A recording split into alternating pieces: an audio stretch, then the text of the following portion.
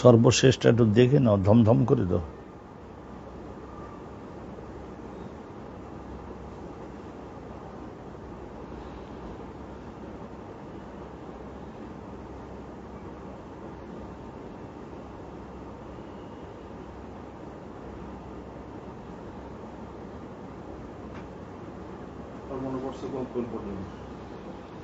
ওইটা সুম্মা তানাহা মিন মাকামিহি ফাগাসালা কাদামাইহি।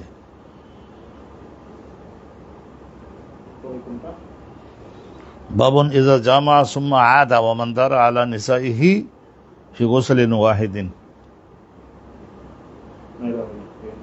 এখান থেকে শুরু হবে, তাই বলছে।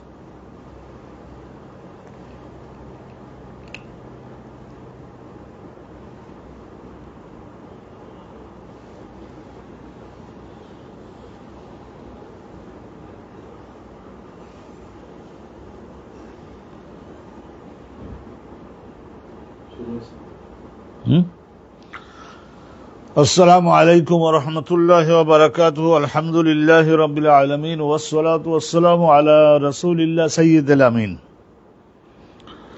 বাবুন ইযা জামাআ সুম্মা আদা ওয়া মান দারা আলা নিসাইহি ফি গুসলিন ওয়াহিদিন। সম্মানিত দর্শক মণ্ডলী, আমরা আজকের নতুন এই বাব থেকে শুরু করছি, কিতাবুল গোসল থেকে। তো নিশ্চয়ই আপনারা জানেন যে আমরা কিতাবুল গোসলের শেষের দিকে প্রায় এসে গেছি। ফরজ গোসল কয়েক সময় গোসল করা ফরজ হয়, মানব দেহ গোসল দেওয়া ফরজ হয়। এক তো হলো মানুষ যখন ইসলাম কবুল করতে চায়, ইসলাম কবুলের আগে তার দেহে বহু স্থানে নাপাকি লেগে থাকতে পারে, তো সেই হিসেবে তার গোসল দেওয়া ফরজ হয়, এইটার ইসলাম কবুলের সময়ে। আর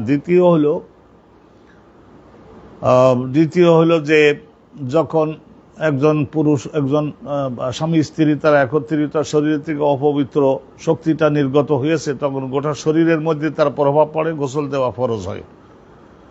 আর একজন মানুষের যখন ওফাত হয়, তখন জীবন বের হওয়ার সময় তার গোটা শরীরের মধ্যে জীবন বের হয়ে যাওয়ার সময় এত বেশি পরিমাণে প্রভাব হয় যে প্রত্যেকটা লোমকূপের গোড়ায় ভিতরের থেকে ময়লা বের হয়। তাইলে এই যারা জীবিত ঘনিষ্ঠ আত্মীয় স্বজন, যারা তার উপার্জন খেয়েছে বা কোনো না কোনোভাবে তার থেকে উপকার গ্রহণ করেছে, তাদের উপরে ফরজ হয় যে ওই মৃত ব্যক্তির দেহটাকে গোসল দিয়ে কাফন পরাইয়ে তারপরে তাকে মাটির নিচে দাফন করে দেওয়া।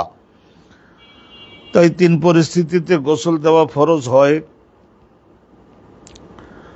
তা আমরা আজকের এখানে আলোচনা শুরু করছি। বাবুন ইযা জামা, রাতে, হয়তো রাতে বা দিনে স্বামী বা স্ত্রী, অনেক সময় এমন হয়ে থাকে না, বিদেশে স্বামী ছিলেন, উপার্জনের জন্য গেছেন, 1 মাস 2 মাস পরে বাড়িতে এসেছেন, আসবার সময় ফজরের আজান হচ্ছে, ফজরের আজানের পরে স্বামী স্ত্রী একত্রিত হইলেন, তারপর দেখা গেল যে আবার 3 ঘন্টা পরে তাদের দীর্ঘদিন পরে একত্রিত হচ্ছেন, দ্বিতীয় আর একবার একত্রিত হলেন স্বামী স্ত্রী।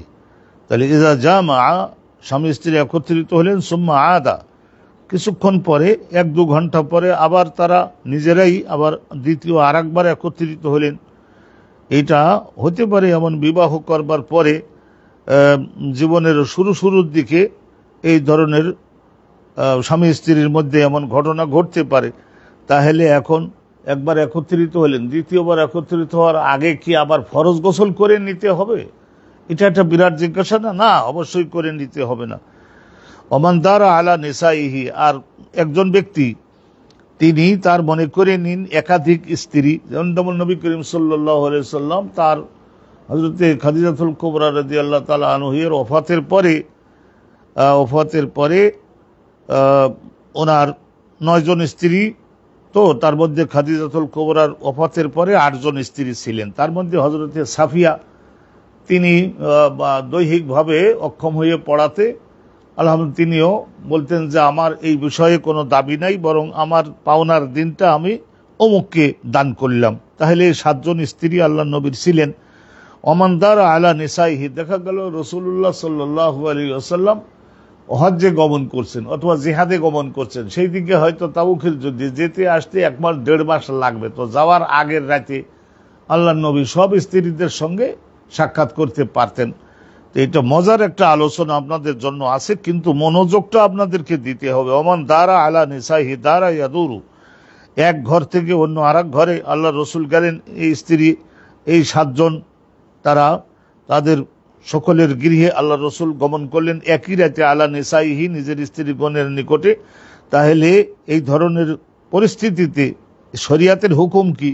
একজন স্ত্রীর সঙ্গে একত্রিত হওয়ার পরে আরেকজন স্ত্রীর সঙ্গে একত্রিত হওয়ার আগে কি গোসল করে নেওয়া ফরজ? নিশ্চয় না, গোসল করে নেওয়া ফরজ না। ফি গোসলিন ওয়াহিদিন, সর্বশেষে গিয়ে একবার গোসল করলেই নিশ্চয় তাহাজ্জুদের আগে আল্লাহ নবী ফরজ গোসল সুসম্পন্ন করে তাহাজ্জুদের নামাজে দাঁড়িয়ে যেতেন। হয়তো 3:30 পর্যন্ত ওই রাতে স্ত্রীগণের সঙ্গে দেখা সাক্ষাৎ করেছেন, এই ধরনের। কিন্তু রাসূলুল্লাহ বলতেন যে একজন স্ত্রীর সঙ্গে সাক্ষাৎ করবার পরে কমের পক্ষে নিজের বিশেষ অঙ্গগুলি, গাল, মুখ এবং হাত, এগুলি উত্তমভাবে ধুয়ে পরিষ্কার করে নিতে পারলে, ওযু করে নিতে পারলে পরবর্তী ব্যক্তির জন্য সেইটা একটু সম্মানজনক হয়। এবং এইটা তো এই বিষয়গুলি গুরুত্বপূর্ণ, শরিয়াতের এই বিষয়গুলি গুরুত্বপূর্ণ। আমি যদিও সংক্ষেপে আপনাদের সামনে বলবো, কিন্তু আপনারা একটু বুঝে নেওয়ারও চেষ্টা করবেন। তো এখন প্রথম হাদিস কানা শুনুন, মজাদার আলোচনা। হাদিসনা মুহাম্মদ ইবনে বাশার, মুহাম্মদ ইবনে বাশার ইমাম বুখারী হুজুরের উস্তাদ, তার শিক্ষক হচ্ছেন ইবনু আবি আদি, ইবনু আবি আদি। তো এখানে বলা হয়েছে যে ইবনু আবি আদি মোহাম্মদ ইবনে আদি, মোহাম্মদ ইবনে আবু আদি। তো আর আরেকজন ওনার সঙ্গে ইবনু আবি আদির সঙ্গে আরেকজন আছেন ইয়াহিয়া ইবনু সাঈদ। এই দুইজন হচ্ছেন হযরত শুবার ছাত্র। আন শুবা আন ইব্রাহিম ইবনে মুহাম্মদ ইবনে আল মুনতাশির, ইনি তাবিঈ। ইব্রাহিম ইবনে মুহাম্মদ ইবনে আল মুনতাশির আন আবিহি, উনি রিওয়ায়াত করছেন ওনার বাপের থেকে। তার মানে ইব্রাহিম রিওয়ায়াত করছেন ওনার বাপ মুহাম্মদ ইবনে আল মুনতাশির থেকে। আন আবিহি ক্বালা যাকারতুহু লি আয়েশা, আমি এই ঘটনাটা বর্ণনা করলাম, আমি এই ঘটনাটা বর্ণনা করলাম। ক্বালা যাকারতুহু, যাকারতুহু বলতে আব্দুল্লাহ ইবনে ওমরের কথাটা, আব্দুল্লাহ ইবনে ওমরের কথাটা আমি গিয়ে বর্ণনা করলাম আম্মাজান আয়েশা সিদ্দিকার কাছে। তাহলে আয়েশা সিদ্দিকারই তো ওনার কাছে গিয়ে বর্ণনা করলেন আব্দুল্লাহ ইবনে ওমরের কথাটা। আব্দুল্লাহ ইবনে ওমরের কথাটাই সামনে আমরা পড়লেই আমরা বুঝতে পারবো যে আব্দুল্লাহ ইবনে ওমর কি বলেছিলেন, আর আম্মাজান আয়েশা সেইটা খণ্ডন করলেন। তা সে কথাটা কি, এই এখন আপনারা ইবারাতটার অনুবাদ শুনলেই বুঝে যাবেন। তো এই কথাটা আব্দুল্লাহ ইবনে ওমরের কথাটা আম্মাজান আয়েশা সিদ্দিকা শুনবার পরে তখন উনি একটু বললে, খণ্ডন করলেন। ফাকালাত, আয়েশা সিদ্দিকা বলেন, ইয়ারহামুল্লাহু আবা আব্দুর রহমান, আবু আব্দুর রহমান, আবু আব্দুর রহমান এটা হচ্ছে হযরতে আব্দুল্লাহ ইবনে ওমরের কুনিয়াত। কুনিয়াত মানে উপনাম, যেটা আবুন ইবনুন এই শব্দের সাহায্যে, এই বেন্তুন এই সমস্ত শব্দ দিয়ে পারিবারিক যে সমস্ত ডাক নাম আমরা বলি না, হে অমুকের মা, হে অমুকের বাপ, এরকম বলি না আমরা, ওইটাই অরিজিনাল, সেটা নাম না, ওটা হলো পারিবারিকভাবে নাম না বলে ওইভাবে বলা হয়। ইয়ারহামুল্লাহু আবা আব্দুর রহমান, আল্লাহ রাব্বুল আলামিন রহমত করুন, রহমত করুন আবু আব্দুর রহমানকে, মানে আব্দুল্লাহ ইবনে ওমরকে। উনি এই মশলা যেটা বলছেন, এই মশলাটা উনি ভুল বলতেছেন, উনি ভুলে গেছেন, আসলে ঘটনাটা উনি জানেন না, উনি ঘটনাটা ভুলে গেছেন, ভুল বলতেছেন তিনি। এই জন্য আল্লাহ ওনাকে রহমত করুন এবং আসল মশলাটা ওনারে আল্লাহ স্মরণ করাই দিক। তাই বলে তারপরে শোনেন, কুনতু উতাইয়িবু রাসূলুল্লাহ সাল্লাল্লাহু আলাইহি ওয়াসাল্লাম, রাসূলুল্লাহ সাল্লাল্লাহু আলাইহি ওয়াসাল্লাম যখন উমরা করতে যাবেন অথবা হজ্জে বিদায়ে যখন গেছিলেন, উতাইয়িবু আমি তখন ওই সুগন্ধিযুক্ত তেল, অনেক সময় সুগন্ধিযুক্ত তেল থাকে না, এই নারিকেলের তেল বা এই ধরনের অন্য ধরনের তেল, কিন্তু উতাইয়িবু রাসূলুল্লাহ, আমি নবী করিম সাল্লাল্লাহু আলাইহি ওয়াসাল্লামের মাথায় সুগন্ধিযুক্ত তেল মাখিয়ে দিতাম, প্রস্তুত করে দিতাম। যেহেতু তিনি বলতেন যে আমি তো 1 মাসের জন্য বাইরে যাব, আমি সকল স্ত্রীর সঙ্গে কিছুটা সময় কাটাতে চাই। ফায়াতুফু আলা নিসাইহি, নবী করিম সাল্লাল্লাহু আলাইহি ওয়াসাল্লাম ইয়াতুফু আলা নিসাইহি, তার হয়তো ওই 7 জন স্ত্রী, তাদের প্রত্যেকের গৃহে আল্লাহর নবী একের পর এক যাইতেন এবং ওখানে হয়তো কিছুটা সময় অতিবাহিত করতেন, তাদের সঙ্গে একত্রিত হতেন। সুম্মা ইউসবিহু মুহরিমান, আর পরের দিন সকালবেলায় মানে তাহাজ্জুদের আগে তো তিনি ফরজ গোসল সুসম্পন্ন করতেন, সবার সঙ্গে মিলিত হয়ে সর্বশেষে ফরজ গোসল শেষ করে তারপরে তিনি তাহাজ্জুদের নামাজ পড়তেন, সুন্নাত পড়ে ফজরের নামাজ পড়ে তারপরে ফজর পড়ে তারপরে এহরাম বেঁধে তারপরে মক্কায় হজ্জের জন্য তিনি রওনা হয়েছিলেন। তাইলে দেখা গেল যে সুম্মা ইউসবিহু মুহরিমান, তাইলে সকালবেলায় তিনি এহরাম বাঁধতেন।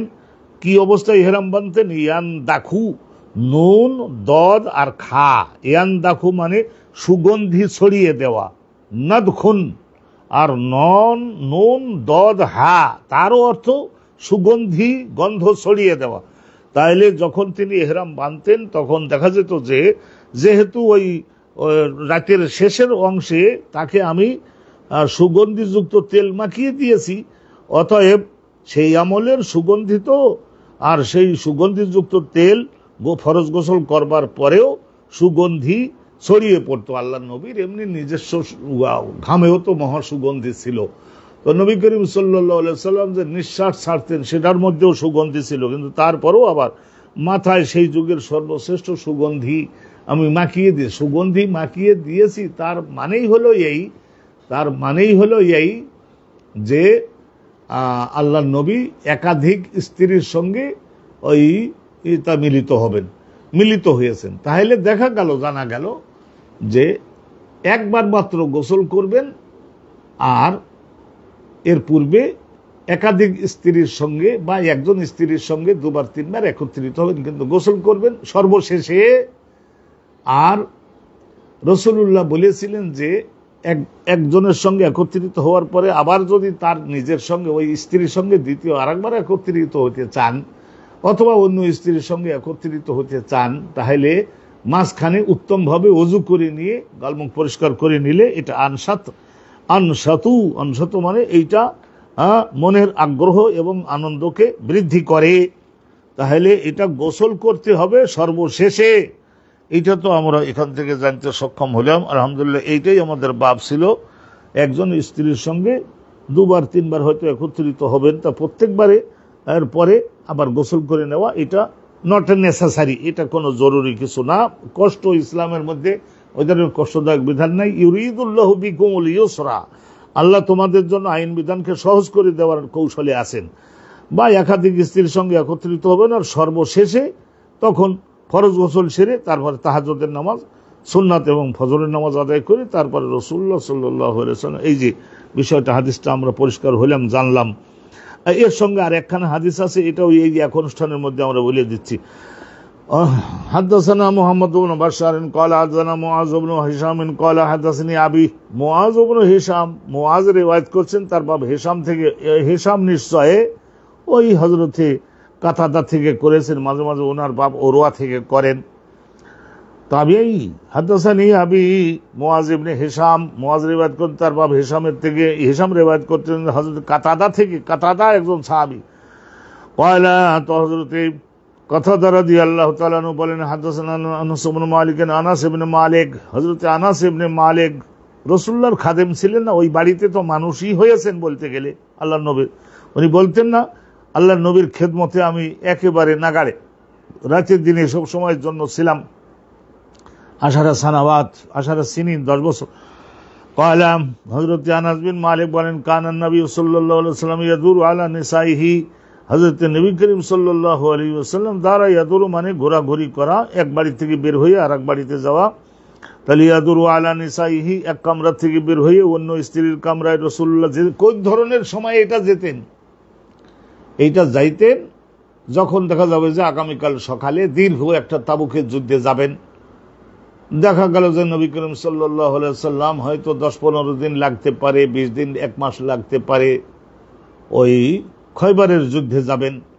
দেখা গেল যে রাসূলুল্লাহ সাল্লাল্লাহু আলাইহি ওয়াসাল্লাম উমরাতুল কাজায় যাবেন, হয়তো দেখা গেল সুলহ হুদাইবিয়ার ওই সফরে যাবেন, দেখা গেল হয়তো হজ্জাতুল ওয়াদায়ে যাবেন, তাহলে 1 মাস বাইরে থাকবেন, 1.5 মাস বাইরে থাকবেন। ওই ধরনের দিনগুলিতে যাওয়ার সময়ে যেহেতু প্রত্যেক স্ত্রী সঙ্গে হয়তো একজন স্ত্রী থাকবেন, কিন্তু অন্য প্রত্যেক স্ত্রী তো রাসূলুল্লাহ থেকে দূরে থাকবেন 1 মাস 1.5 মাস, তো সেই জন্যই শেষে বিদায়ের সময় আগের রাতে ইয়াদুরু আলা নিসাইহি, আল্লাহ রসুল তার প্রত্যেক স্ত্রীর সঙ্গে সাক্ষাৎ করতেন, কিছু অবস্থান করতেন, সেবা যত্ন নিতেন এবং তাকে একটু আনন্দ দিয়ে যাওয়ার জন্য চেষ্টা করতেন। সাআতিল ওয়াহিদা, সাআতিল ওয়াহিদা তার মানে একই রাতে বা ফজরের পর থেকে জোহরের আগের মাঝখানের এই ফাঁকা টাইমটার মধ্যে আমাদের বুঝে নিতে হবে একই সময়ে মিনাল লাইল, রাতের বা দিনের একই সময়ে 7-8 জন স্ত্রীর সঙ্গে একত্রিত হলেন। ওয়াহুন্না, এখানে হাদিসে রয়েছে ওয়াহুন্না, হযরতে আনাস বিন মালিক বলেছেন ওয়াহুন্না ইহদাই আশারাতা, ওনারা সকলে মিলেছিলেন 11। তাহলে 11 জনের মধ্যে এখানে হাদিসের ব্যাখ্যায় বলা হয়েছে 2 জন ছিলেন, ওনারা 2 জন ছিলেন যে দাসী, সারিয়া, ওই বলা হয় 2 জন দাসী, একজন হযরতে মারিয়া আর একজন রায়হানা। তো হযরতে মারিয়া উনি দাসী ছিলেন, রায়হানা উনিও দাসী ছিলেন। তো এই 2 জন ছিলেন দাসী। তো দাসীদের ওই ধরনের অধিকার না, তো এই 2 জন বাদ গেলে থাকে 9 জন। তো 9 জনের মধ্যে হযরতে খাদিজাতুল কুবরা ওয়াফাত হয়ে গেছেন। অনুরূপভাবে হযরতে খাদিজাতুল কুবরা ওয়াফাত হয়ে গেছেন। অনুরূপভাবে নবী করিম সাল্লাল্লাহু আলাইহি ওয়াসাল্লামের একজন স্ত্রী ছিলেন হযরতে সাফিয়া।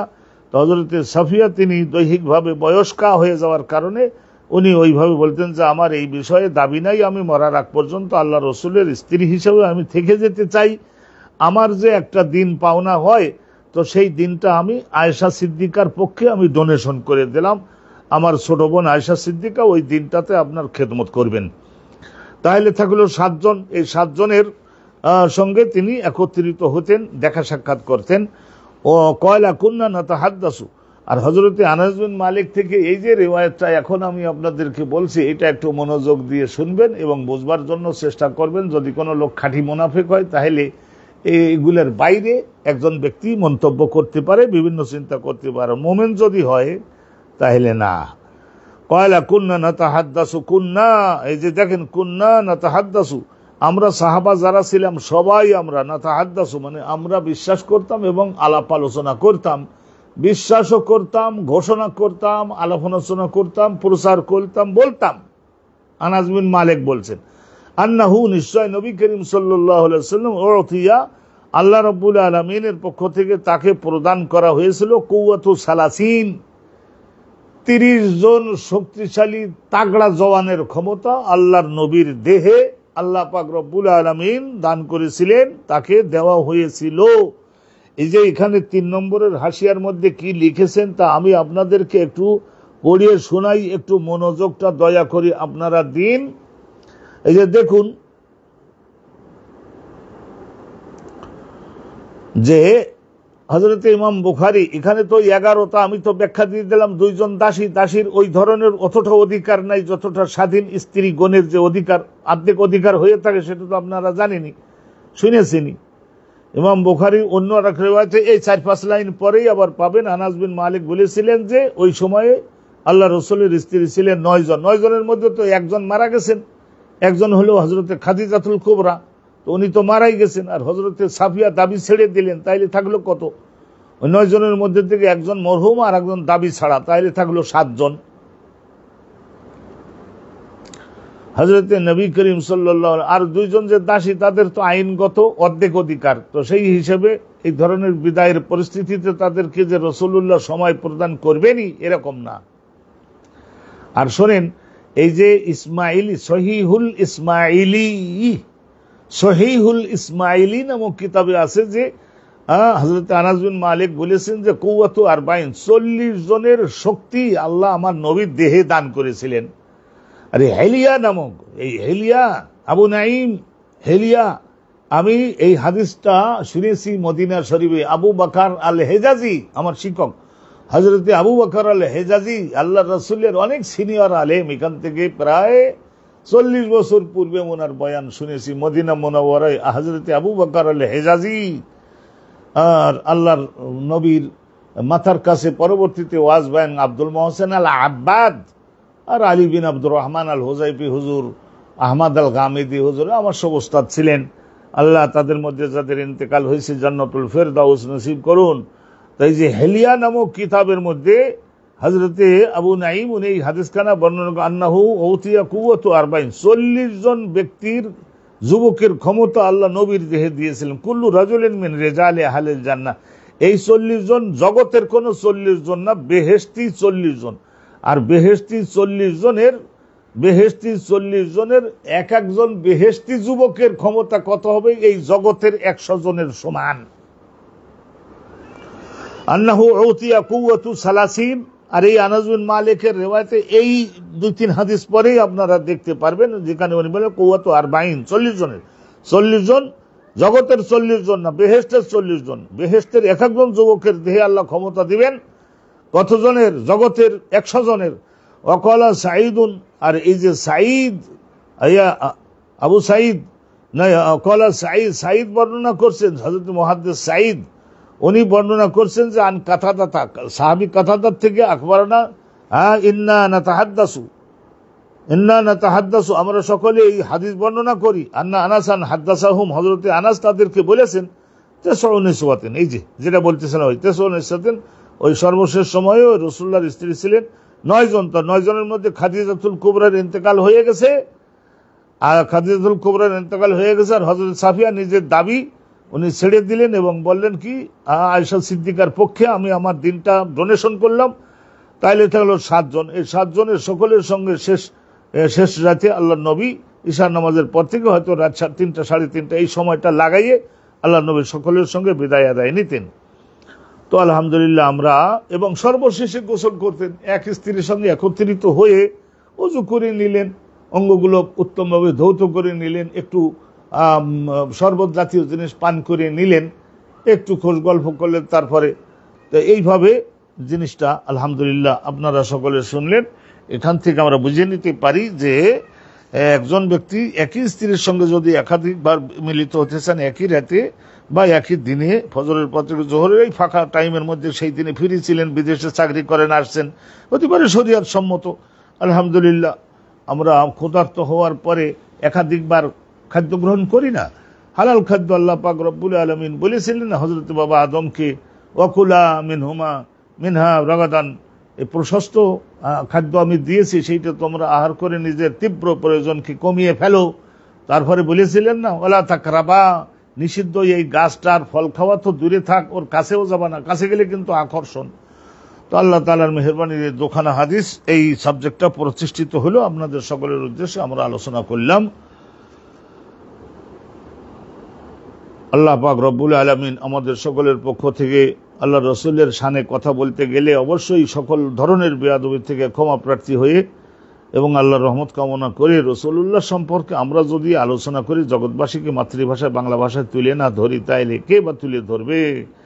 সেই জন্য আল্লাহর কাছে বেয়াদবির থেকে ও ক্ষমা প্রার্থী হই, রাসূলুল্লাহ সাল্লাল্লাহু আলাইহি ওয়াসাল্লাম এর দরজা জগৎ পরকালে আমরা যাতে বৃদ্ধি করে দিতে পারি, সেই তৌফিক সৌভাগ্য আমাদের জন্য হয়। আসসালামু আলাইকুম ওয়া রাহমাতুল্লাহি ওয়া বারাকাতুহু।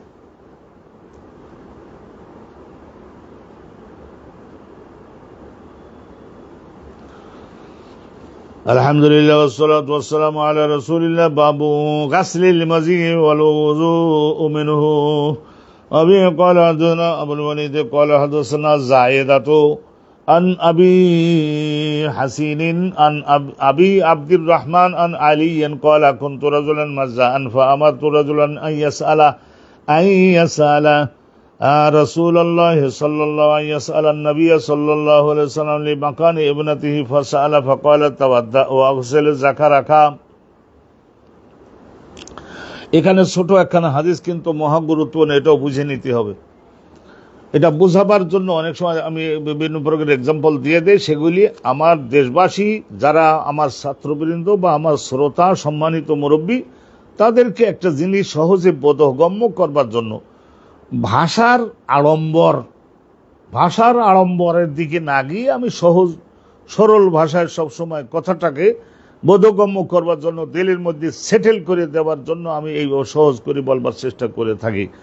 তাহলে গোসলুল মাজি, অনেক সময় দেখা যায় যে আল্লাহ পাক রব্বুল আলামিন মানব দেহকে এইভাবে সৃষ্টি করেছেন, বিবাহ করেছেন। তো বিবাহ করলে তখন দেখা যায় যে স্বামী বা স্ত্রী তাদের গোটা দেহটা শরীয়ত মতো, স্বামীর জন্য স্ত্রীর দেহের সৌন্দর্য ব্যবহার করা হালাল, আর অনুরূপভাবে স্ত্রীর জন্য স্বামীর দেহের সকল স্থানের সৌন্দর্য ব্যবহার করা হালাল। তো সেই হিসাবে অনেক সময় দেখা যায় যে অনেক সময় সুন্দরী স্ত্রী, সুদর্শন স্বামী, তাহলে তারা যখন একত্রিত হন এবং একটু আনন্দ বা একটু খোঁজ গল্প করেন, তখন দেখা যায় যে স্ত্রীর শরীরের বিশেষ অঙ্গে এক প্রকারের তারল্য প্রকাশ পেতে পারে, অনুরূপভাবে পুরুষের দেহের বিশেষ অঙ্গে এক প্রকারের তরল একটা পানীয় প্রকাশ পেতে পারে। এটা আল্লাহ পাক রব্বুল আলামিন সকলের দেহের অবস্থা তো আর সমান বানান নাই। আমরা এই খেজুর গাছ কর্তনের মাধ্যমে দেখি না, অল্প একটু দাও দিয়ে কেটে দিলেই ঝরঝর করে পানি বের হতে থাকে, আবার দুই একটা দেখা যায় যে মাত্র 1-2 গিলাস রস সেই খেজুর গাছটাতে হয়। মানব দেহ এই ধরনের। তো গোসলুল মজি, কোন কোন মানুষের দেহের মধ্যে ওই মজি যেটা, এটা কিন্তু মনি নয়, বীর্য নয়, এটা কিন্তু প্রথম পর্যায়ের দিকে বিশেষ অঙ্গে এর মাথায় এটা দৃশ্যমান হয়, একটু তরল পানির মতো একটা জিনিস, তো এইটাকে বলা হয় মজি। তাহলে গোসলুল মজি, কিন্তু এই মজিটা যদি বারবার দেখা যায়, অনেক মানুষ স্বামী স্ত্রী তারা একটু হাস্যরসিকতা করলে 2-1 পুরুষের দেহ এমন হতে পারে যে মজি দেখা যায়। যতবার মজি দেখা যায় তাহলে মনে করুন 10 বার দেখা গেল, তা 10 বার কি গোসল করে তার উপরে ফরজ হবে? ইউরিদুল্লাহু বিকুমুল ইউসরা। তাই সেই জন্য আল্লাহ নবী বললেন যে গোসলুল মজি, মজি যদি হয় তাহলে ওই অঙ্গটাকে আগে ধুয়ে ফেলে তারপরে ওযু করে নিয়ে তারপরে কি করতে হবে, নামাজে যোগদান করতে পারবে।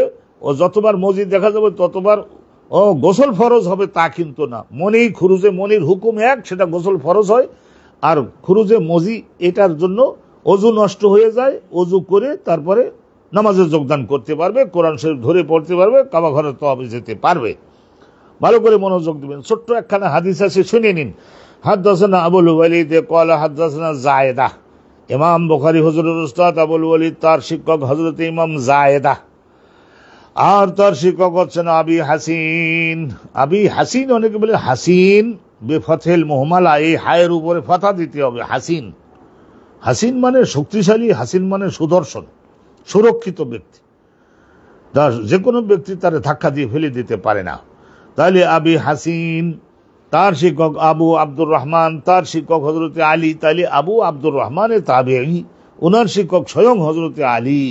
তো হযরত আলী তো আপনারা জানেন যে হায়দার ছিলেন, দেহে একটু বেটে শর্ট জাতীয় ছিলেন, কিন্তু উনি শক্তির পর্বতের মতো ছিলেন হযরত আলী। এই জন্য ওনাকে বলে আলী হায়দার। আলী হায়দার, অসাধারণ দেহে ক্ষমতা ছিল, তো দেহে ওই ধরনের শক্তি ছিল। তা রাসূলুল্লাহ পছন্দ করতেন না। নবী করিম সাল্লাল্লাহু আলাইহি ওয়াসাল্লামের ছোট মেয়ে হযরতে ফাতেমাতুজ জাহরাকে বিবাহ দিয়েছেন, মহাসুন্দরী তিনি ছিলেন।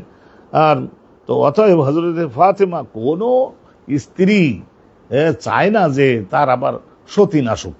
তো হযরতে ফাতেমা ওই রকম সতীনাশক পছন্দ করতেন না। অনেক লোক চেষ্টা করেছিল না হযরতে আলীকে জামাই বানাবার জন্য। তো রাসূলুল্লাহ সাল্লাল্লাহু আলাইহি ওয়াসাল্লামের কাছে গিয়ে তারা যখন প্রস্তাব করতেন, নবী আলাইহিস সালাম বলে পরবর্তীতে এরকম বলে ঠিক আছে।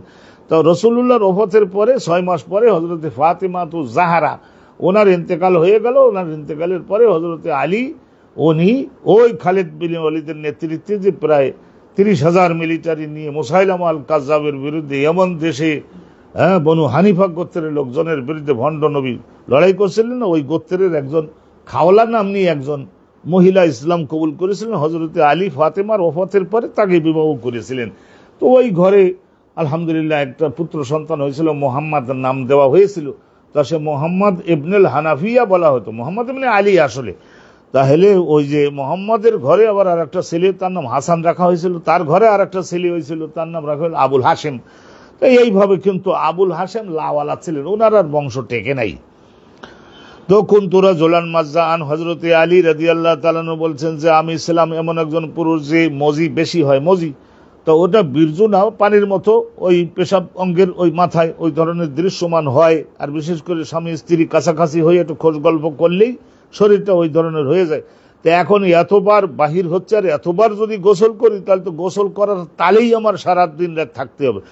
আমার তোরা জোলান, তো নিজে আমি রাসূলুল্লাহকে জিজ্ঞাসা না করি, আমার তোরা জোলান, আমার একজন বিশেষ করে বন্ধু ছিলেন। তো অনেকেই এখানে অন্য রেওয়ায়েতে আছে মেঘদাদ ওনার বন্ধু ছিলেন, বয়সের কাছাকাছি। মেঘদাদকে বললাম, দোস্ত তুই একটু যা নবীর কাছে জিজ্ঞাসা কর, তা জানিস তো আমি যে রাসূলুল্লাহর মেয়ে আমার স্ত্রী, তাইলে এখন কি করি, এই নিজে এই কথা জিজ্ঞাসা করার শরমের ব্যাপার। তো আমার তো রাজুলান, আমি একজন আমার দোস্তকে নির্দেশ দিলাম, ইয়াসআলুন নবিয়্যা, সে গিয়ে রাসূলুল্লাহকে যাতে জিজ্ঞাসা করে।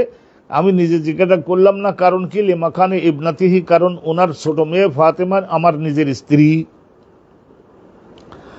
তাইলে সে যে জিজ্ঞাসা করলো আমার যদি এইরকম হয়, কার যে এরকম হয় সেইটা আর বলেন নাই, আলীর এইরকম হয় এরকম বলেন নাই, উনি বলছে আমার যদি এরকম হয় বা কোনো মোমেনের যদি এরকমের হয়, ইয়া রাসূলুল্লাহ, যতবার মজি দেখা যাবে ওই পানির মতো সামনেটা একটু ভিজলো, ততবারই যদি ওই ধরনের, মহিলারও হতে পারে, স্বামী এসে একত্রিত হলো, অল্প একটু সামান্য হাত ধরাধরি করেছে, তাই এখন সঙ্গে সঙ্গে, তাহলে অতবার গোসল করবে, তাহলে তার 10 বার গোসল করা লাগে, তাহলে এতবার। ইউরিদুল্লাহু বিকুমুল ইউসরা, আল্লাহ তোমাদের জন্য তো আইন বিধানকে সহজ করে।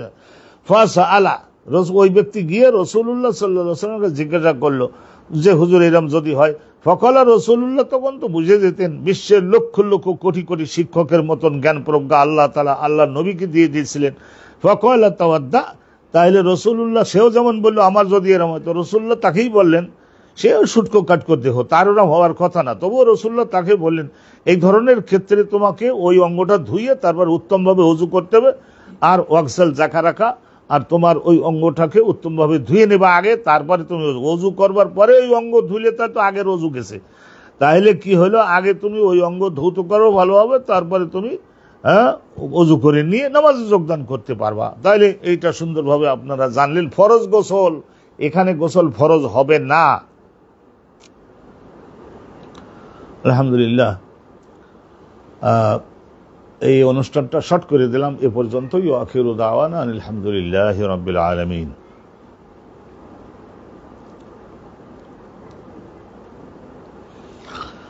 বাবুন মান তাতায়্যাবা সুম্মা ইগতাসালা ওয়া বাকিয়া আসারুত তিব। একজন ব্যক্তি মনে করেন তাতায়্যাবা, সুগন্ধি তেল আর সুগন্ধি একসঙ্গে মিক্সার করে তারপরে মাথায় মাখতেন আগের লোকেরা, তাহলে রুচি বর্ধক। রাতে এই সুগন্ধি মাথায় মাখা মানেই হলো স্বামী স্ত্রী একত্রিত হবে। স্ত্রী যদি এই ধরনের সুগন্ধি, এই ধরনের কিছু মেখে টেকে নিয়ে স্বামীর কাছে গিয়ে একত্রিত, ধন্যবাদ, যে ধন্যবাদ। স্বামীও যদি এই ধরনের করে তাহলে ধন্যবাদ। শরিয়াতে বলে, রাসূলুল্লাহ বলছেন না যে স্বামীরা নিজেরে আকর্ষণীয় করো স্ত্রীর কাছে যাওয়ার আগে।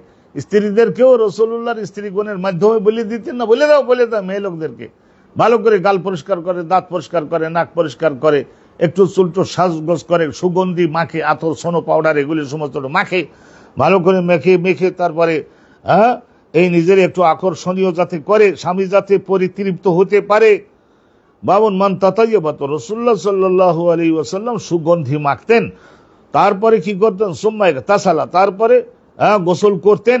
তো গোসল করবার পরে দেখা যাবে যে এত সুগন্ধিত, এত নির্ভেজাল এবং খাঁটি, এত পানি দিয়ে গোসল করা হলো, তারপরে সুগন্ধি প্রচুর পরিমাণে চুলে, দাড়িতে, দেহে, হাতে, পায়ে লেগে রয়েছে, অত আকর্ষণীয় ব্যক্তিতে পরিণত হয়ে তারপরে এইভাবে। হাদিসখানা আপনারা পড়েছেন, একটু ভালো করে শুনে নেন, সুন্দরভাবে বুঝুন। এই অনুষ্ঠানে সংক্ষিপ্ত দুখানা হাদিস আছে, আপনাদের একটু মনোযোগ আকর্ষণ করছি। হাদাসানা আবু নুমান, ইমাম বুখারী হুজুরের শিক্ষক আবু নুমান, তার শিক্ষক হচ্ছেন আবু আওয়ানা, তার শিক্ষক ইব্রাহিম ইবনে মুহাম্মদ ইবনে আল মুনতাশির।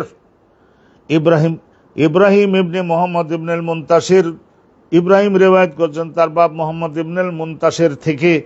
এরকম হয় অনেক সময়। মদিনা মুনাওয়ারার ডক্টর আব্দুল মোহসেন আল আব্বাদের কাছেও আমি পড়েছি হাদিস। অনুরূপভাবে সকালবেলায় বাদ ফজর তার বড় ছেলে ডক্টর আব্বাদ, তো আব্বাদের কাছেও আমি হাদিস পড়েছি। বড় ছেলেও মুহাদ্দিস, বাপের কাছ থেকে শিখেছে। এমন সুন্দর দুইজন বাপ বেটা, কেহ নাই আরে কেহ নাই যেতে, এই ধরনের অবস্থা। তাহলে ইব্রাহিম রিওয়ায়াত করেছেন তার বাপ মুহাম্মদ ইবনে আল মুনতাশির থেকে। তাহলে মুহাম্মদ ইবনে আল মুনতাশির বলেন, ক্বালা সাআলতু আয়েশা, আমি একবার আম্মাজান আয়েশা সিদ্দিকার কাছে, ছোটবেলায় তো ছাত্র ছিলেন, তো আম্মাজান আয়েশা সিদ্দিকার কাছে জানতে চাইলাম। অনেক সময় পর্দার মধ্যে বসে জিজ্ঞাসা করলে বলে দিতেন মশলা। ওয়াজাকাতুলহা, এবং তার কাছে আমি আলোচনা করলাম প্রশ্নটা। কওলা আব্দুল্লাহ ইবনে ওমর, আব্দুল্লাহ ইবনে ওমরের কথাটা আব্দুল্লাহ ইবনে ওমর বলেন, আব্দুল্লাহ ইবনে ওমর বলছেন যে মা উহিব্বু আন উসবিহা মুহরিমান উনি বলতেন, আব্দুল্লাহ ইবনে বলতেন যে আগামী কালকের আমি সকালবেলা ইহরাম বেঁধে হজে যাব বা উমরায় যাব, আর রাতের বেলা সুগন্ধি মেখে স্বামী স্ত্রী একত্রিত হব। আর আর ওই রাতে সুগন্ধি মেখে স্বামী স্ত্রী একত্রিত হওয়ার কারণে এই এহরামের আগে যখন গোসল করব তখন ওই সুগন্ধির থাকবে আমার মাথায় অঙ্গে। আর আন্দাখু নু দদ খা, নু দদ হা, এ হা দিলেও যে অর্থ, খা দিলেও সেই একই অর্থ। আন্দাখু মানে বিচ্ছুরিত করা, ছড়াইয়ে দেওয়া, বাতাসের মধ্যে আমি সুগন্ধি ছড়িয়ে দিব, লোকেরা বুঝে যাবে সুগন্ধি মাথায় মাখা মানেই হলো একটা আকর্ষণীয় পুরুষ, রুচিবান ব্যক্তি। যদি সুগন্ধি ভালোভাবে মাখে, আতর, সোনো, পাউডার এগুলি সমস্ত যদি মাখে ভালো করে, তাহলে লোকজন বুঝে নেয় যে গত রাতে স্বামী স্ত্রী একত্রিত হয়েছে। হযরতে আব্দুল্লাহ ইবনে ওমর উনি এইটাকে মন্দ মনে করতেন, যে যাব ওমরায়, আগের রাতে সুগন্ধি ভালো করে মেখে তারপরে স্বামী স্ত্রী একত্রিত হয়ে ফরজ গোসল তো অবশ্যই ফজরের আগে করব, করবার পরেও তো দেখা যাবে যে সুগন্ধি মাথায়, দাড়িতে, অঙ্গে, কাপড়ে লেগে থাকবে, হেঁটে যেতে লাগবো, আশপাশের 20 জন সকলে বসবে যে ওরে আল্লাহ, এ লোক তো রাতে স্বামী স্ত্রী একত্রিত হয়েছে। এইটাকে আব্দুল্লাহ ইবনে ওমর মন্দ জানতেন। এই কথাটা শুনলেন কিনা মুহাম্মদ ইবনে আল মুনতাসির, শুনে তারপর বললেন যে আম্মাজান আয়েশা সিদ্দিকা, এই আব্দুল্লাহ ইবনে ওমর তো এই মশলা দিতেছে, তাহলে এখন আপনি কি বলেন? ফাকালাত আয়েশা, তো আয়েশা সিদ্দিকা তখন বললেন যে আনা, বলে বাদ দাও আব্দুল্লাহ ইবনে ওমরের কথা বাদ দাও, ওটা সঠিক বলে নাই। আমি নিজে তো সাক্ষী, আনা তৈয়বতু রাসূলুল্লাহ, রাতে আমি সুগন্ধিযুক্ত তেল উত্তমভাবে নবী পাকের মাথার চুলে এবং দাড়িতে, দেহে ঘষে মাজিয়ে আমি মাখাই দিয়েছি, তারপর প্রস্তুত করে দিয়েছি আকর্ষণীয় এবং রুচিবান পুরুষ হিসেবে। আলহামদুলিল্লাহ, আকর্ষণীয়। রাসূলুল্লাহ তো লক্ষ লক্ষ সুদর্শন পুরুষের সব সৌন্দর্য তার দেহে আল্লাহ দিয়েছিলেন, তিনি তো এমনি আকর্ষণীয় ছিলেনই, তারপরও আর একটু সুগন্ধি আমি বৃদ্ধি করবার চেষ্টা করেছি। সুম্মা তাওয়াফা, অথবা রাসূলুল্লাহ সাল্লাল্লাহু আলাইহি সাল্লাম ওই যে 7-8 জন স্ত্রী যা ছিল, যেহেতু 1 মাস 1.5 মাসের জন্য বাইরে থাকবেন, তাহলে সকলে তো রাসূলুল্লাহর সঙ্গ থেকে বঞ্চিত মাহরুম থাকবে। তো সেই জন্য যাওয়ার আগের রাতে ঈশার নামাজের পর থেকে দেখা গেল 3:30 তাহাজ্জুদের আগ পর্যন্ত এই সময়টুকুতে রাসূলুল্লাহ সব স্ত্রীর বাড়িতে কামরায় ঢুকতেন এবং তাদের সকলের সঙ্গে একটু সঙ্গ প্রদান করতেন। তারপরে সুম্মা আসবাহা মুহরিমান, তারপরে ওই তাহাজ্জুদের নামাজের ফরজ গোসল একবার করে নিতেন, তারপরে কি করতেন, সুন্নাত নামাজ পড়ে, ফজরের নামাজ পড়ে, তার ফজর নামাজের পরে ইহরাম বেঁধে তারপরে উমরা করবার জন্য যেতেন, হজের জন্য যেতেন, জিহাদের জন্য যেতেন।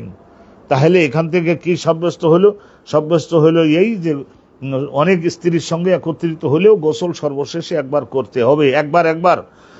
এই একখানা হাদিস আপনারা শুনলেন, আর এই হাদিসের মর্ম তো আগেও আপনারা শুনেছেন। আরেকটা মনোযোগ দেন।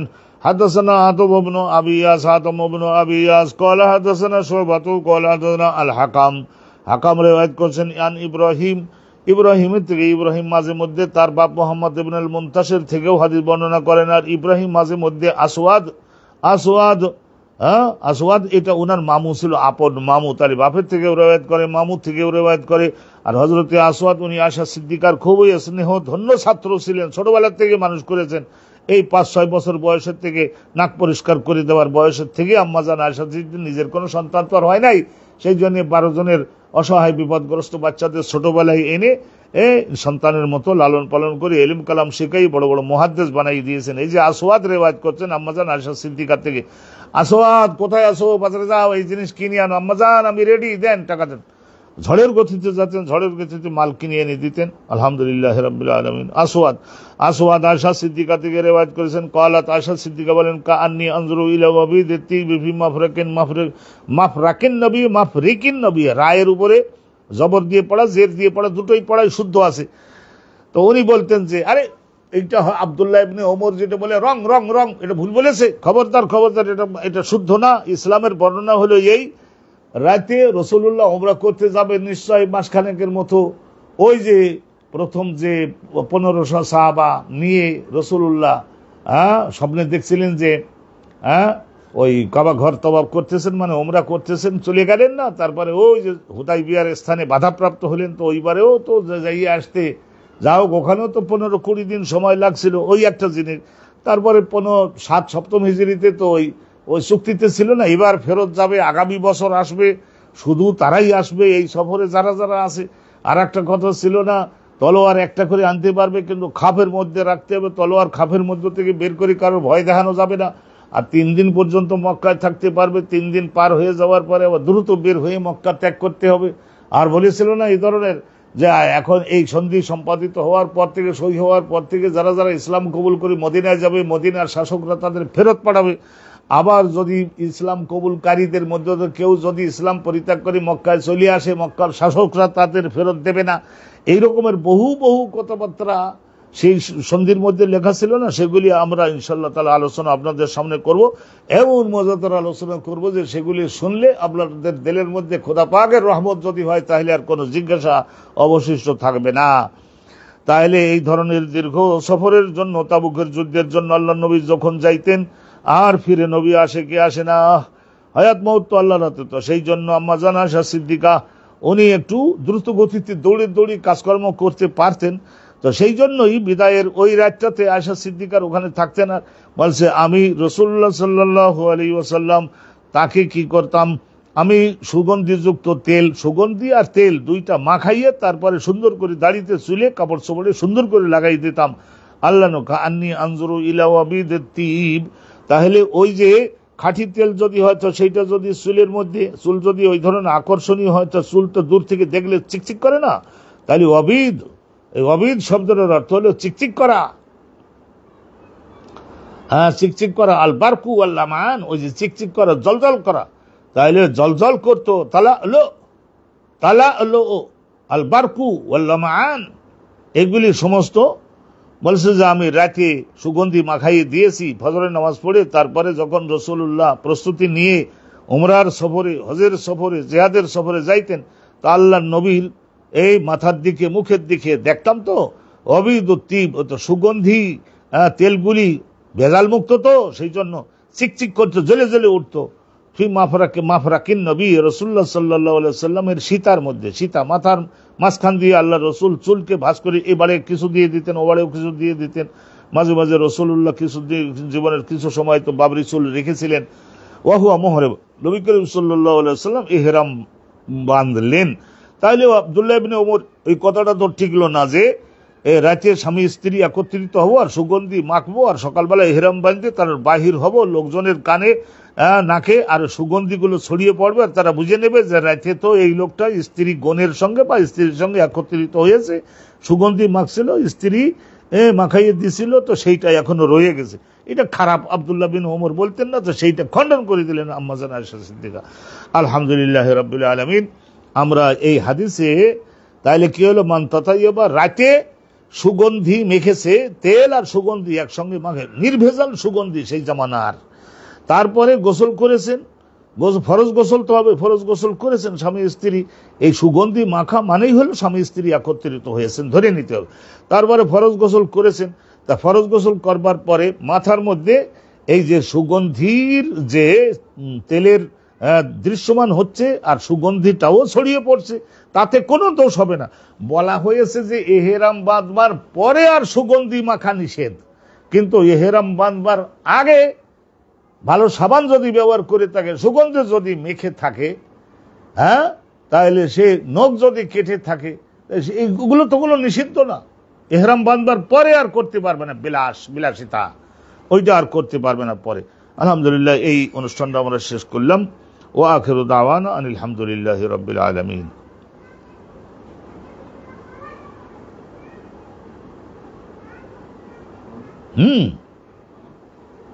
একটু বিরতি না দিলে তো বোঝা যায় কি। সম্মানিত দর্শক মন্ডলী, আমরা ওই যে আগের অনুষ্ঠানটা পরের অনুষ্ঠানটা একটু বিচ্ছিন্ন করবার জন্য এইভাবে আমরা একটু বিরতি দিয়ে থাকি। এর মধ্যে আপনারা হোপলেস হবেন না, একটু ধমক মেরে নিতে হয় না, মনে করেন না যে অনুষ্ঠান বোধহয় শেষ হয়েছে, যাই খাওয়ার দিকে যাই। আমরা 1 ঘন্টা থেকে 1 ঘন্টা 10 মিনিট পর্যন্ত প্রত্যেকটা দিন অনুষ্ঠান না করলে আমরা তো বেশি অগ্রসর হতে পারবো না। কি পরিমাণে সহিহ বুখারী, আর এটা তো প্রথম খণ্ড, এর সমান আর একটা দ্বিতীয় খণ্ড, তাইলে কমপক্ষে হয়তো বা 2 বছর লাগবে। আল্লাহ যতটুকু দয়া করেন, রহমত করেন, তিনি দয়া রহমত না করলে রাসূলুল্লাহর এইসব বিষয়গুলি বর্ণনা করার সৌভাগ্য কারোরই হবে না, শোনারও সৌভাগ্য হবে না, বলারও সৌভাগ্য হবে না। পরিষ্কার করে বলে দিলাম, রহমত দাবি করি আল্লাহ রাব্বুল আলামিনের কাছে। এর পরের অধ্যায়টাতে মাত্র একখানি হাদিস আছে, শুনে নিবেন। আর তারপরের হাদিসটাতে আলহামদুলিল্লাহ ওরকম দুখানি হাদিস আছে। তারপরে দেখবেন সুন্দর সুন্দর মজাদার, অনেক মজাদার আলোচনা, মনোযোগ দেন। আলহামদুলিল্লাহ ওয়াসসালাতু ওয়াসসালামু আলা রাসূলিল্লাহ। বাবু তাকলিল শার, ফরজ গোসল করবার সময় আঙ্গুল চুলের মধ্যে ঢুকাইয়ে দিয়ে খেলাল করতে হবে। খেলাল, আমরা এই ধরনের দাড়িগুলির মধ্যে পানি দিয়ে তারপরে খেলাল করি না, এই ধরনের আমরা করি না, যাতে করে প্রত্যেকটা দাড়ির গোড়ার মধ্যে কি করতে পারে সেখানে ময়লা টয়লা থাকলে তারপর পানি দেই না, আমরা এরকম করে ওরকম চুলের মধ্যেও মহিলাদের জন্য চুলের মধ্যে খেলাল করবার আইন অনুরূপে বেটাদের ফরজ গোসলের সময়, আরে অজুর সময় ঘন দাড়ি খেলাল করার ওরকম না, কিন্তু ফরজ গোসলের মধ্যে এটা গভীর ঘন চুল হলে সেখানে খেলাল করতে হবে। এইভাবে দিয়ে দিয়ে ঘষতে হবে যাতে করে প্রত্যেকটা চুলের গোড়ায় পানি ঢোকে, এবং ওই চুলের গোড়ায় যে একটু ছোট্ট গর্ত মতো আছে সেইটার মধ্যে যদি একটু ঘামের মতো কিছু লেগে থাকে সেটা পানি দিলে যাতে সেটা ভেসে চলে যায়। তাকলিল শার, গভীর চুলকে আঙ্গুলের সাহায্যে খেলাল করে করে তারপরে পরিষ্কার করবার চেষ্টা করতে হবে। হাত্তা ইজা জান্না, যখন করতে করতে যখন তার প্রবল এই ধারণাটা হয়ে যাবে, আন্নাহু কাদ আরওয়া বাশারাতাহু, যখন প্রবল এই ধারণা তার হবে, আন্নাহু কাদ আরওয়া, আরওয়া মানে এই ভিজাইয়ে দিতে পেরেছি আমি, বাশারাতাহু মাথার চুলের গোড়ার ওই চামড়াগুলিকে উত্তম ভাবে আমি কি করেছি, এ করতে পেরেছি। বাশারাতাহু, এই যে এই সমস্ত জায়গার যে সমস্ত গোপের মধ্যে, দাড়ির মধ্যে, চুলের মধ্যে গোড়ায় যে চামড়াগুলি, সেটাকে বলা হয় বাসারা। বাসারা বেশরাতাহু তো বলে, তার দরকার নাই, তা বাসারাতাহু বলেন, সবগুলোর জবদে বাসারা, তিনটাই ফাতা দিয়ে দেন। আরো মানে ভিজাতে সক্ষম হয়েছে উত্তম ভাবে, বাসারাতাহু তার নিজের দেহের সমস্ত চামড়াগুলি, আর দেহের চামড়াগুলি সব ভিজে গেছে, চুলের নিচের চামড়াগুলিও ভিজে গেছে, দাড়ির মধ্যে চামড়াগুলো ভিজে গেছে। এরকম যখন প্রবল ভাবে রসুলুল্লাহর বোধ হতো, আফাতা আলাইহি, তখন রসুলুল্লাহ আস্তে আস্তে হাতে পানি নিয়ে নিয়ে মাথার উপরে দমদম করে ফেলে দেওয়া না, তাহলে তো ছুটে বাইরে চলে যাবে, আস্তে করে রসুল্লাহ সাল্লাল্লাহু আলাইহি ওয়াসাল্লামের কৌশল এইভাবে মাথার মধ্যে পানিগুলাকে প্রবাহিত করতেন। প্রবাহিত আর ছুড়ে দেওয়া দুই অর্থ না, বুঝে তো নিতে হবে। তাহলে এইটা এই চুলগুলা, দাড়িগুলি, গোপগুলি, এগুলির শেকড়ে গোড়ায় যাতে পানি ঢোকে, ভেজে, সেই দিকে মনোযোগ দিতে হবে। আর শুকনো যদি থেকেছে তাহলে তো ফরজ আদায় হবে না। ভালো করে বুঝবেন কথাটা, সব বোঝেন আর এইটাই বুঝলেন না। সামান্য 10 টাকা কম যদি আপনাকে দেয়, তা আমরা মারাত্মক ভাবে রুখে দাঁড়াই, কি দিলা এটা, আর 10 টাকা দাও। হাদিস খানা শোনেন। হাদাসানা আবদান, ইমাম বুখারীর উস্তাদ এখানে মুহাদ্দিস আবদান, তার শিক্ষক হযরত আব্দুল্লাহ ইবনে আল মুবারক। قال اخبرنا هشام بن عروة, তার শিক্ষক হিশাম ইবনে উরওয়া, তার শিক্ষক হচ্ছেন উরওয়া ইবনে জুবাইরি, তার শিক্ষক আম্মাজান, শিক্ষিকা আম্মাজান আয়েশা সিদ্দিকা। قالت, তিনি বলছেন, কানা রাসূলুল্লাহ, কানা যখন বলা হয় রাসূলুল্লাহর, ইট ওয়াজ হিজ হ্যাবিট, এটা তার নিজের অভ্যাস ছিল। এ কানা ইয়াকুনু, এটা কুন্তু মা কুন্তু, এগুলি অভ্যাসকে বোঝায়, একদিনের কর্ম না, বরং সারা জীবনের অভ্যাস। قالت কানা রাসূলুল্লাহ, রাসূলুল্লাহ সাল্লাল্লাহু আলাইহি ওয়াসাল্লামের অভ্যাসে মোবারকা এই ছিল যে ইযা গাতাসালা মিনাল জানাবাতে, স্বামী স্ত্রী একত্রিত হয়ে তারপরে যখন গোসল করতেন, খবরদার খবরদার, এই কথা ভাববেন না যে আল্লাহর রাসূল বা আমাদের মতো ভাববেন না, ভাববেন না, ভাববেন না। দুর্বল দেহের যারা পুরুষ তাদের এরকম স্বপ্নদোষ হয়, বিবাহের পূর্বে স্বপ্নদোষ হয়, কিন্তু নবী রসুলগণ কি আল্লাহ পাক রব্বুল আলামিন কখনো স্বপ্নদোষের এই দুর্বলতায় আক্রান্ত করেন নাই। তাহলে তাদের জানাবাত হওয়া মানে স্বামী স্ত্রী একত্রিত হয়ে শরীর অপবিত্র হয়েছে, এটা আইন। এজা গাতাসালা মিনাল জানাবাতে, রাসূলুল্লাহ সাল্লাল্লাহু আলাইহি ওয়াসাল্লাম স্বামী স্ত্রী একত্রিত হয়ে যখন গোসল করতেন, ফরজ গোসল করতেন, তখন কিভাবে করতেন? আগে কি করতেন? গাসালা ইয়াদাইহি, নবী করিম সাল্লাল্লাহু আলাইহি ওয়াসাল্লাম ওখান থেকে পানি নিয়ে, পানির গামলাটার বাহিরে নিয়ে কবজি পর্যন্ত 2 হাত ভালো করে 3 বার পানি নিয়ে, এবারেও 3 বার, এবারেও 3 বার, এইভাবে ধুয়ে ফেলতেন। তাহলে ভালো করে আপনারা বুঝলেন। বিসমিল্লাহির রহমানির রহিম। তাইলে ইয়াদাইহি, আগে গাসালা ইয়াদাইহি, পানি নিয়ে বাইরে, ওই বালতিটার বাইরে, গামলার পানির বাইরে সব পানি হ্যাঁ, ওর বাইরে নিয়ে দুই হাত ধৌত করতেন কবজি পর্যন্ত। উজু আহু লিল উজু, এরপরে উজু করতেন, গাল পরিষ্কার করতেন, নাক পরিষ্কার করতেন, তারপরে কনুই পর্যন্ত হাত ধুতেন, মাথা মোছেও করতেন, তারপরে ওই ধরনের পা ধোয়াটা বাকি রাখতেন, কারণ পা তো ধোয়াটা ওই দেহের মধ্যে পানি দিতে গেলে পা তো ধোয়া হয়ে যাবে। তার যে ওযুটা করতেন সেই ওযুটা নামাজের যে ওযু, এই ওযুটা করতেন ফরজ গোসলের মধ্যে। আমি বহুবার আপনাদের বলেছি ওযু আগে করে নেওয়া মুস্তাহাব। ওযু না করেও পল্লীগ্রামে আমাদের বাবাজি ভাইদের জন্য একটা মশলা দিয়ে দেই, ওই ঘাটে গিয়ে যদি পানির মধ্যে গরমের মৌসুম ঝাঁপাইয়ে পড়লো ওযু টুজু, আরে মশলা কালাম তো জানে না, পল্লীগ্রামের লোকেরা সাধারণত শিক্ষায় দুর্বল হয়ে থাকে, আর এই সমস্ত বিষয় তাকওয়া পরেশগারিতে তাদের আমরা ওইভাবে গড়েও তুলতে পারিনি। হ্যাঁ, আমরা আলেম ওলামাগণ ওই জনগণের হাসানোর জন্য, কান্দানোর জন্য, কেচ্চা শোনানো ছাড়া আমরা তো আর এইসব বিষয়গুলো নিয়ে তাদের সামনে তো আলোচনা করি না। তা মনে করে নিন, তাহলে কি করলো, পুকুরে ঝাঁপাইয়ে পড়লো, তারপরে কি করলো, সেখানে পানির মধ্যে ডুব দিল, কুলি করলো, নাকে পানি দিল, সারা মাথাটা কতবার ধুয়েছে, 10 মিনিট পানিতে রয়েছে না, তাহলে ফরজ গোসল আদায় হয়ে যাবে, শরীর পাক হয়ে যাবে। কিন্তু ওই যে আগে ওযু করে নিলে, ঘাটে বসে ওযুটা করে নিলে যেটা সুন্নাত অনুপাতে আমল করবার সওয়াব হতো, সেই সওয়াবের থেকে মাহরুম থাকলো, সেই সওয়াবের থেকে পুরুষ হও মহিলা হও মাহরুম থাকলা। তাহলে সুম্মাক তাজালা, অতবার নবী ওযু করবার পরে সুম্মাক তাজালা, তারপরে গোসল করতেন। সুম্মা তাখাল্লালা বিয়াদিহি শারাহু, অতবার নবী করিম সাল্লাল্লাহু আলাইহি ওয়াসাল্লাম তাখাল্লালা, ওই খেলাল করতেন, বিয়াদিহি, আর এক রিওয়ায়াত আছে বিয়াদাইহি, দুই হাতের 10টা আঙ্গুল ব্যবহার করে মাথার চুলের গোড়ার মধ্যে পানি ঢুকাই দিয়ে বের করতেন, এইভাবে করতেন, বের করতেন, এইভাবে করতেন। ভালো করে ধরে দেখে নেবেন, দেখাই তো দিচ্ছে, এইভাবেও করতেন, আর এইভাবে করতেন, এইভাবে করতেন, আবার এইভাবে করতেন। তার মানে ওই চুলের গোড়াগুলি আর একটাও বাদ থাকে নাই। এই 4-5 বার 7 বার করে করলে আর বাদ থাকে কি করে? আর পানি দিতেন 3 বার কমপক্ষে পানি দিতেন। হাত্তা ইযা যান্না, শেষ পর্যন্ত যখন রাসূলুল্লাহর এই প্রবলভাবে ধারণা হতো আন্নাহু কাদ আরওয়া বাশারাতাহু, নবী করিম সাল্লাল্লাহু আলাইহি ওয়াসাল্লাম ভিজিয়ে প্লাবিত করে দিতে পেরেছেন, ভিজিয়ে দিতে পেরেছেন, প্লাবিত করে দিতে পেরেছেন মাথার চামড়াটা, দেহের সমস্ত চামড়াগুলা। আফাদা আলাইহি, তখন দেহ মুবারকের উপরে পানি ঢেলে দিতেন, আলমা, পানি দিতেন, সালাসা মাররা, 3 বার করে পানি দিতেন।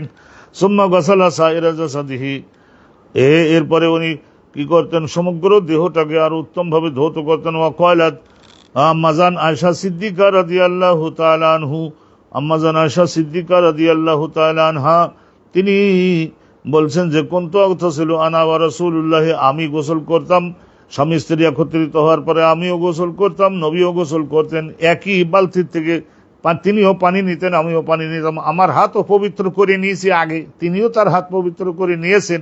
তা অতএব আমার হাত ওই বালতিতে পড়লে 2-1 ফোঁটা হাতের পানি বালতির মধ্যে গেল, তাতে কোনো দোষ হবে না। এই সময় সমস্ত খুঁটিনাটি, এই হুসপাস টুকিটাকি এগুলির দিকে ইসলামের মনোযোগ দেয় না। তাইলে জগতের মানুষদেরকে ইসলামের উপরে অভ্যস্ত করা যাবে না।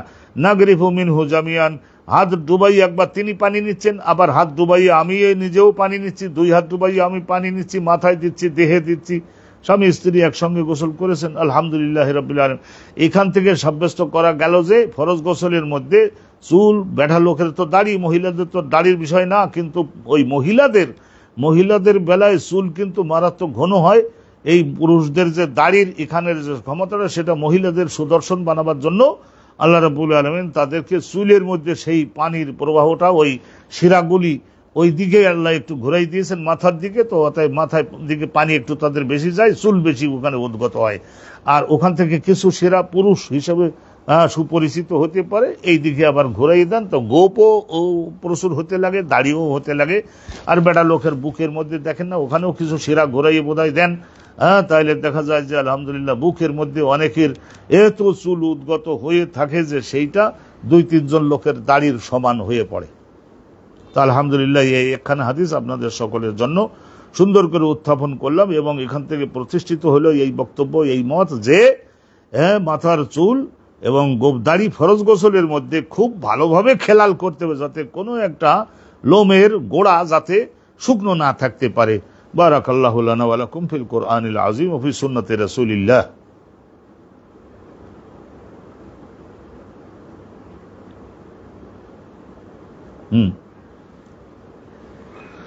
বাবুন মান তাওয়াদ্দা ফি আল জানাবাতি সুম্মা গাসালা সাইরা জাসাদিহি ওয়া লাম ইউঈদ গুসলা মাওয়াদি'আল উযুই মিনহু মাররাতান উখরা।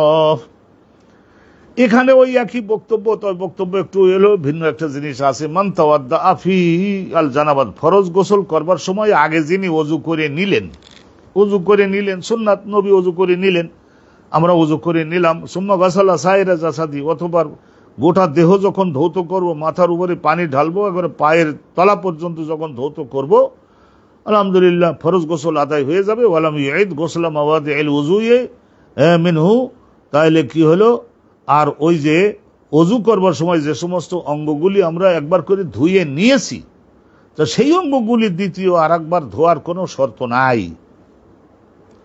কথাটা বুঝতে পারলেন? পরিষ্কার আশা করা যায় হয়েছেন। ওয়ালাম ইউঈদ গোসলা মাওয়াদিল উযুয়ে মিনহু মাররাতান উখরা, দ্বিতীয়বার আবার যে অঙ্গগুলি প্রথমে ওযুর মধ্যে ধুয়ে ফেলেছি সেই অঙ্গগুলোর দিকে আবার দ্বিতীয়বার অ্যাটেনশন দেওয়ার বা দ্বিতীয় আর একবার ধৌত করার আর প্রয়োজন নাই।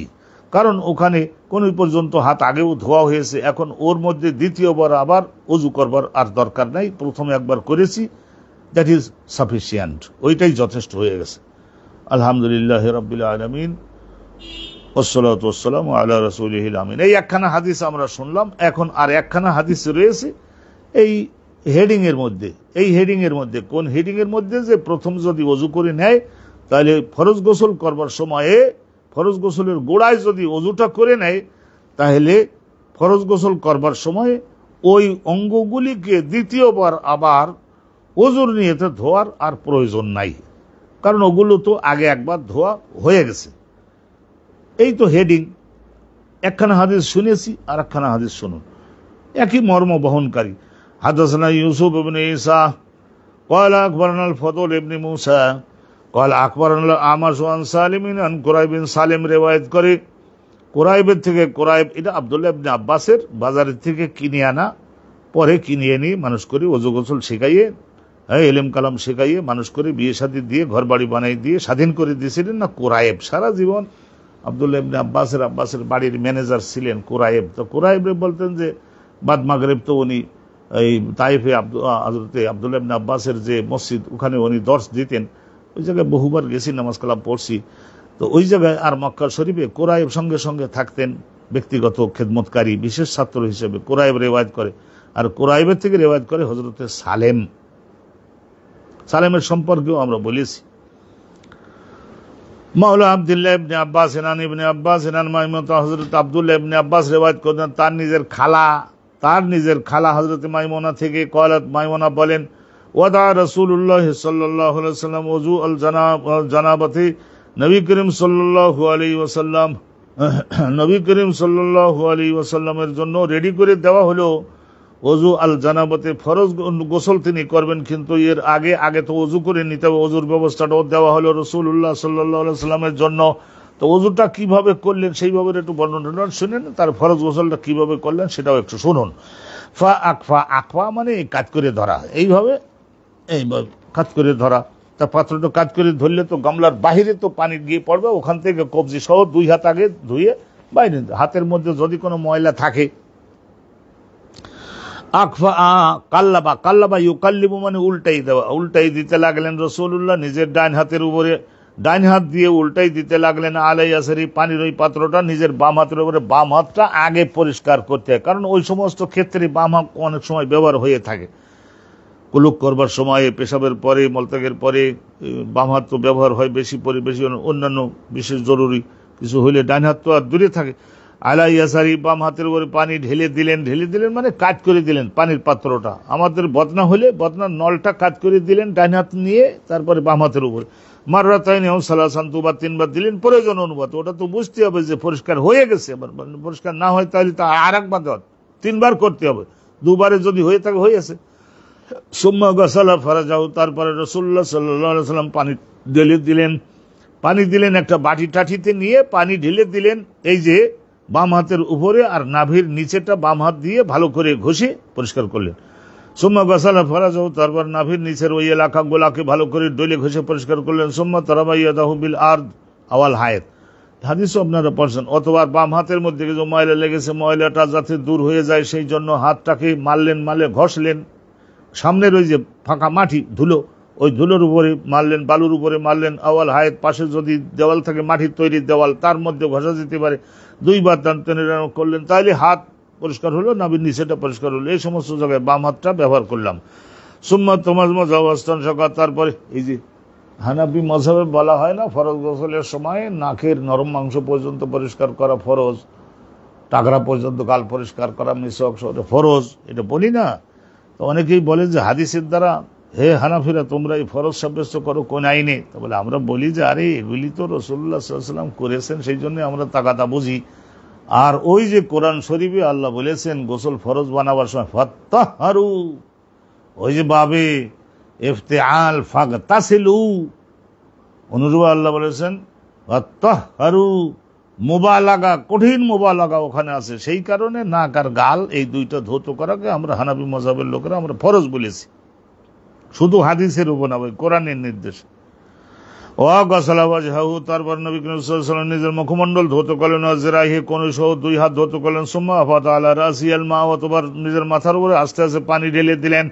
সুম্মা গাসালা জাসাদাহু, অতঃপর রাসূলুল্লাহ সাল্লাল্লাহু আলাইহি ওয়াসাল্লাম নিজের দেহ মুবারক পুরাটা ধৌত করলেন। হযরত নবী করিম সাল্লাল্লাহু আলাইহি ওয়াসাল্লাম নিজের দেহটা ধৌত করলেন, সাইরা জাসাদি, গোটা দেহের প্রত্যেকটা অঙ্গ ধৌত করলেন। তাহলে এর মধ্যে সব অঙ্গ চলে গেল, সব অঙ্গ চলে গেল, কোনো অঙ্গ তো আর বাদ থাকলো না। সাইরা জাসাদিহি, আদা জাসাদিহি, দেহের প্রত্যেকটা অঙ্গ ধৌত করলেন। সুম্মা তানাহা, অতঃপর যেখানে দাঁড়িয়ে রাসূলুল্লাহ ফরজ গোসলটা করেছেন ওখান থেকে তাহাওয়ালা, মানে ওই স্থানটা পরিত্যাগ করে পাশের আর একটা ভালো শুকনো স্থানে চলে যেতেন। এটার মানে এই জানেন 20-10 মাইল বা এই ধরনের দূরে তা তো না, এটাই 1 হাত 2 হাত দূরে যেতেন। ভালো করে বুঝিয়ে নেবেন এই জায়গায়। ফাগাসালা রিজলাইহি, অতঃপর রাসূলুল্লাহ নিজের 2 কদম মোবারক ধৌত করতেন। দেখেন রাসূলুল্লাহ সাল্লাল্লাহু আলাইহি ওয়াসাল্লামের জন্য আল্লাহ অনেক খুশুসিয়াত দিতে পারতেন, কিন্তু না দিয়ে এই সব বিধানগুলিকে রাসূলুল্লাহ সাল্লাল্লাহু আলাইহি ওয়াসাল্লামকে বলেছেন আপনিও এই বিধানগুলি আমল করুন, কার্যকরী করুন নিজের জীবনে। আপনার দেখে দেখে তো জগতের মানুষেরা শিখবে। এই জন্যই তো আমরা বলি না আশহাদু আন্না মুহাম্মাদান আবদুহু ওয়া রাসূলুহু। আল্লাহ রাব্বুল আলামিন যত বিধান দিয়েছেন প্রত্যেকটা বিধান অনুপাতে ইবাদতকারীও তিনি আর তিনি রাসূল। তো ইবাদতকারীও 5 ওয়াক্ত নামাজ সব মুমিনের জন্য ফরজ, নবীর জন্যও ফরজ। রাসূলুল্লাহর জন্য যখন মালদার হয়েছিলেন তখন যাকাত দেওয়া ফরজ রাসূলুল্লাহ সাল্লাল্লাহু আলাইহি ওয়াসাল্লামের। আসলে রাসূলুল্লাহর কাছে কোনো মাল জমতো না। আল্লাহু আকবার। এই সমগ্র পৃথিবীর রাজা বাদশাহরা যত টাকা কড়ির মালিক না হয়েছেন তার চাইতেও 7 বিশ্ব বিজয়ী সম্রাটের চাইতেও বেশি মালের মালিক আমার নবী হয়েছিলেন। এইটা আমি আরেকদিন আপনাদের সম্মুখে বিরাট একটা আলোচনা উত্থাপন করব। আমি ওই কিতাবুল ফাই আর কিতাবুল যাকাতের বিভিন্ন অংশ যেহেতু পড়াই, তো অতএব রাসূলুল্লাহ সাল্লাল্লাহু আলাইহি ওয়াসাল্লাম কি পরিমাণে মালের মালিক হয়েছিলেন, কিন্তু সূর্য ডোববার আগে আবার সবকিছু শেষ করে দিয়ে তখন ঘরের ওদিক দিয়ে স্ত্রীগণ বলতেন হাল আবকাইতা লি আহলিকা শাইয়ান, আপনি আপনার স্ত্রীগণ পরিবারের লোকদের একজন কবর ওই যে খননকারী একজন আর ম্যানেজার, একটু বাজারে যাও এটা আনো সেটা আনো থাকতেন। মেহমান তো থাকতেন, নবীর বাড়িতে তো 10-20 জন থাকতেন, সেটা তো বলাই লাগে না। তাহলে তাদের জন্য কিছু রাখলেন না হুজুর? ইয়া রাসূলুল্লাহ। তো নবী রাসূল মুস্কিয়েছে বলেন তোমরা তো আগে বলো নাই, এখন সব দেওয়া হয়ে গেছে। যা দেওয়া হয়ে গেছে লোকরা নিয়ে বস্তাবন্দি করে মাথায় করে নিয়ে চলেও যাচ্ছে। কি করে তাদের আবার বলি যে আসো আমার জন্য কিছু ফেরত দিয়ে যাও? এগুলো কি করে বলি? ঠিক আছে আজকে রাতটা আমরা না খেয়ে দুধ টুধ খেয়ে থেকে কাটাই দিব, খেজুর টুজুর খেয়ে কাটাই দিব, আর ওখান থেকে গনিমতের মালের থেকে আর কিছু রাখি নাই। তো ওই বিষয়গুলি আমি আলোচনা ইনশাআল্লাহ তাআলা করব। ইসলামের আলেম উলামাগণের মধ্যে এইটা বিরাট একটা ঘাটতি যে তারা ইবাদতের বিষয় বলেন, কিন্তু জাগতিকভাবে অর্থনৈতিকভাবে শক্তিশালী হওয়ার জন্য কি কি কৌশল আলেম গণের বা কোরআন হাদিসের সঙ্গে সংশ্লিষ্ট বা মুসলমান গণের আর্থিকভাবে সংশ্লিষ্ট শক্তিশালী হওয়ার জন্য কি কৌশলে মনোযোগ দেওয়ার দরকার, সেই বিষয়গুলি আমরা বর্ণনা করি না। ফলে কথা বেশিরভাগ মুসলমান গণের মধ্যে বেশিরভাগ ভিক্ষুকে পরিণত হচ্ছে। সুম্মা তানাহা গাসালা সাইরা আদাইহি, সুম্মা তানাহা, তারপরে নবী করিম সাল্লাল্লাহু আলাইহি ওয়াসাল্লাম ওই জায়গা থেকে একটু সরিয়ে অন্য জায়গা গাছালে রেজেলে এই দুই কদম মোবারক ধৌত করলেন। ক্বালাত ফাআতাইতু বিখিরকাজতি আম্মা জান আয়েশা সিদ্দিকা বলেন যে এরপরে রাসূলুল্লাহ দেহটা একটু মোছবার জন্য আমি তার নিকটে একটা তোয়ালে জাতীয় আনলাম, একটা কাপড়ের খণ্ড আনলাম। ফালাম ইউরিদহা, কিন্তু তিনি ওইটা নেওয়ার জন্য ইচ্ছা পোষণ করলেন না, বরং হাত দিয়ে একটু ইশারা করে করে বলেন লাগবে না লাগবে না এরকম, লাগবে না এরকম নিজ। রাসূলুল্লাহ বলে নিজ গরমের মৌসুম ছিল। আবার কোন সময় দেখেন অজুর পরের ঠান্ডার মৌসুম, তো সেই জন্য তখন আবার গ্রহণ করেছেন, অজুর পরের পানিগুলো মুছে ফেলেছেন, ফরজ গোসলের পরের পানিগুলো মুছে ফেলেছেন। সেটা হলো গরমের মৌসুমে, সেটা হলো ব্যবহার করে শীতের মৌসুমে, আর গ্রহণ করলেন না এটা গরমের মৌসুমে। পানিটা দেহের মধ্যে বসে যাক, অজুর পানিটা বসে যাক, আর আল্লাহর ইবাদতের জন্যই এই আমরা প্রস্তুতি নিচ্ছি, আল্লাহ এটা দেখুন। ফালাম ইউরিদহা ফাজাআলা ইয়ানফুদু নুফাদাদ, নাফুদুন মানে এরকম ঝেড়ে ফেলে, এরকম মুখের থেকে এরকম ঝেড়ে ফেলে। ইয়ানফুদ জাআলা ইয়ানফুদু বিয়াদি, নিজের হাতের সাহায্যে যে সমস্ত জায়গায় বেশি পানি আছে সেগুলো ঝেড়ে ফেলতে লাগলেন। তাহলে দুখানি হাদিস কিন্তু এই বাবের মধ্যে আপনাদের উদ্দেশ্যে না, দুখানি হাদিস না, ওই একখানি হাদিসই এখানে। আগের ওই বাবের মধ্যে দুখানা হাদিস ছিল। আল্লাহ পাক রব্বুল আলামিন রহমান তাওয়াদ্দা ফি আল জানাবাতি সুম্মা গাসালা সাইরা আ'দাই জাসাদি ওয়া লাম ইয়াউদ গুসলা মাওয়াদিল ওযু মিনহু মারাতান উখরা। তাহলে সুন্দরভাবে আপনারা শুনলেন এবং বুঝলেন। আল্লাহ তাআলা কবুল করুন, রহমত করুন। ওয়া আখিরু দাওয়ানা আলহামদুলিল্লাহি রাব্বিল আলামিন। আলহামদুলিল্লাহ ওয়াসসালাতু ওয়াসসালামু আলা রাসূলিল্লাহ। সিরিয়াস একখানা হাদিস। এই হাদিসটা শুনিয়ে আপনারা খুব গভীরভাবে 10 দিন চিন্তা করবেন যে আল্লাহ তাআলা তার নবীকে মানব জাতিকে শেখাবার জন্য কিভাবে রাসূলুল্লাহ সাল্লাল্লাহু আলাইহি ওয়াসাল্লামকে দিয়ে এই সমস্ত বিষয়গুলি বাস্তবায়ন করিয়েছেন। এটা স্বয়ং আল্লাহই করাইছেন। ভালো করে বুঝবেন এখনকার এই হাদিসটা। খবরদার সব জায়গায় কিন্তু সব জিনিস বলবেন না। বাবুন, এই বাবের মধ্যে আলোচনা করা হবে ইজাম জাকারা বলতে তাজাক্কারা, স্মরণ করতে পারলেন রাসূলুল্লাহ ফিল মসজিদে, মসজিদের মধ্যে নামাজের ইমামতি করবেন বলে ঢুকেও গেছিলেন, যায় নামাজের ওখানে গিয়ে দাঁড়িয়েছেন, মুয়াজ্জিন ইকামত দেওয়া শুরু করবে। এই সময় রাসূলুল্লাহ স্মরণে পড়ে গেল যে ওহো আমি তো ঈশার নামাজের পরে স্বামী স্ত্রী একত্রিত হয়েছিলাম, তারপরে তো সারাদিন বাইরের সফর থেকে আসছিলাম, ক্লান্ত ছিলাম, তো ঘুম হয়ে গেছিল, তো তারপরে অত মধ্যরাতে এসেছি, ঘুমাই পড়ছিলাম, তারপরে তো উজু করেই মসজিদে ঢুকেছি। উজু করলে তো চলবে না, এখানে তো গোসল ফরজ ছিল। সাহাবাগণকে সঙ্গে সঙ্গে বললেন, হ্যাঁ তোমরা সকলে জায়গায় বসে পড়ো। এখনো দেখা যায় আধা ঘন্টা পরে নামাজ শুরু করলেও ফজরের রক্ত থাকবে। এইরকম একটা গলস মানে রাতের শেষ রাতের হালকা হালকা অন্ধকার থাকতে নবী পাক অনেক সময় ফজরের নামাজ পড়তেন। এজা জাকারা স্মরণ করলেন ফিল মসজিদের মধ্যে প্রবেশ করবার পরে আন্নাহু জুনুবুন, যে রাতে স্বামী স্ত্রী একত্রিত হয়েছিলেন কিন্তু ফরজ গোসল তো করা হয়নি। আল্লাহ রাব্বুল আলামিন সুবহানাল্লাহ, জগতের লক্ষ লক্ষ কোটি কোটি ইমাম খতিব তারা যাতে এই ধরনের বেনাউজুতে জুম্মার নামাজ বেনাউজুতে ওয়াক্তে নামাজের ওই জায়গায় চলে গিয়েও থাকেন, তারপরে যদি আল্লাহ স্মরণ করাইয়ে দেন এখন জগতে মুসল্লিরা আমার কি বলবে সেই দিকে লক্ষ্য না করে আল্লাহ রাব্বুল আলামিন আমার কবরে আমার কি হবে, হাসরের দিনে আমার সারা জীবন ধ্বংস হয়ে যাবে। তো অতএব জনগণকে বলতে, বসে যান ভাই সকল, বসে যান, আমাকে 5 মিনিট সময় আপনাদেরকে দিতে হবে। ঝড়ের গতিতে বাইরে গিয়ে আবার নতুন করে ওযু করে ঝড়ের গতিতে এসে আবার আপনার ইমামতি করেন। জনগণ আপনাকে কেউ কিছু বলবে না, সবাই বলবে যে অনেক হক্কানি লোক এতগুলা লোকের সামনে এই ধরনের করতে পারলো। আল্লাহর ভয় তার দিলের মধ্যে কি, চাকরি চলে যাবে। যারা না করতে পারবে তাদের পরবর্তীতে ভোগান্তিতে পড়তে হয়। একজন ব্যক্তি মানে রাসূলুল্লাহ স্মরণে পড়ল, মসজিদে প্রবেশ করার পর আন্নাহু জুনুবুন, রাতে স্বামী স্ত্রী একত্রিত হয়েছেন। খারাজা, তখন সঙ্গে সঙ্গে সবাইকে বসতে বলে দেরি করতে বলে বের হয়ে গেলেন। কামা হুয়া, তাৎক্ষণিকভাবে বের হয়ে গেলেন। ওয়া লা ইয়াতায়াম্মামু, ওখানে মাসলা উনি বলতে পারতেন যে তোমরা একটু দাঁড়াও, আমি তায়াম্মুম করে নেই, পাশেই তো মসজিদ, মাটির তৈরি মসজিদ, বালুর তৈরি মসজিদ, আর সেখানে যে জায়নামাজ দেওয়া তার নিচেও মাটি বালি, আল্লাহ নবীর মসজিদ, সেখানে গিয়ে আর মোজায়েক লাগানো ছিল নাকি, পাথর লাগানো ছিল নাকি, কশিন কালেও তা মনে করেন না, তায়াম্মুম করে নিতে পারতেন, তাও করলেন না।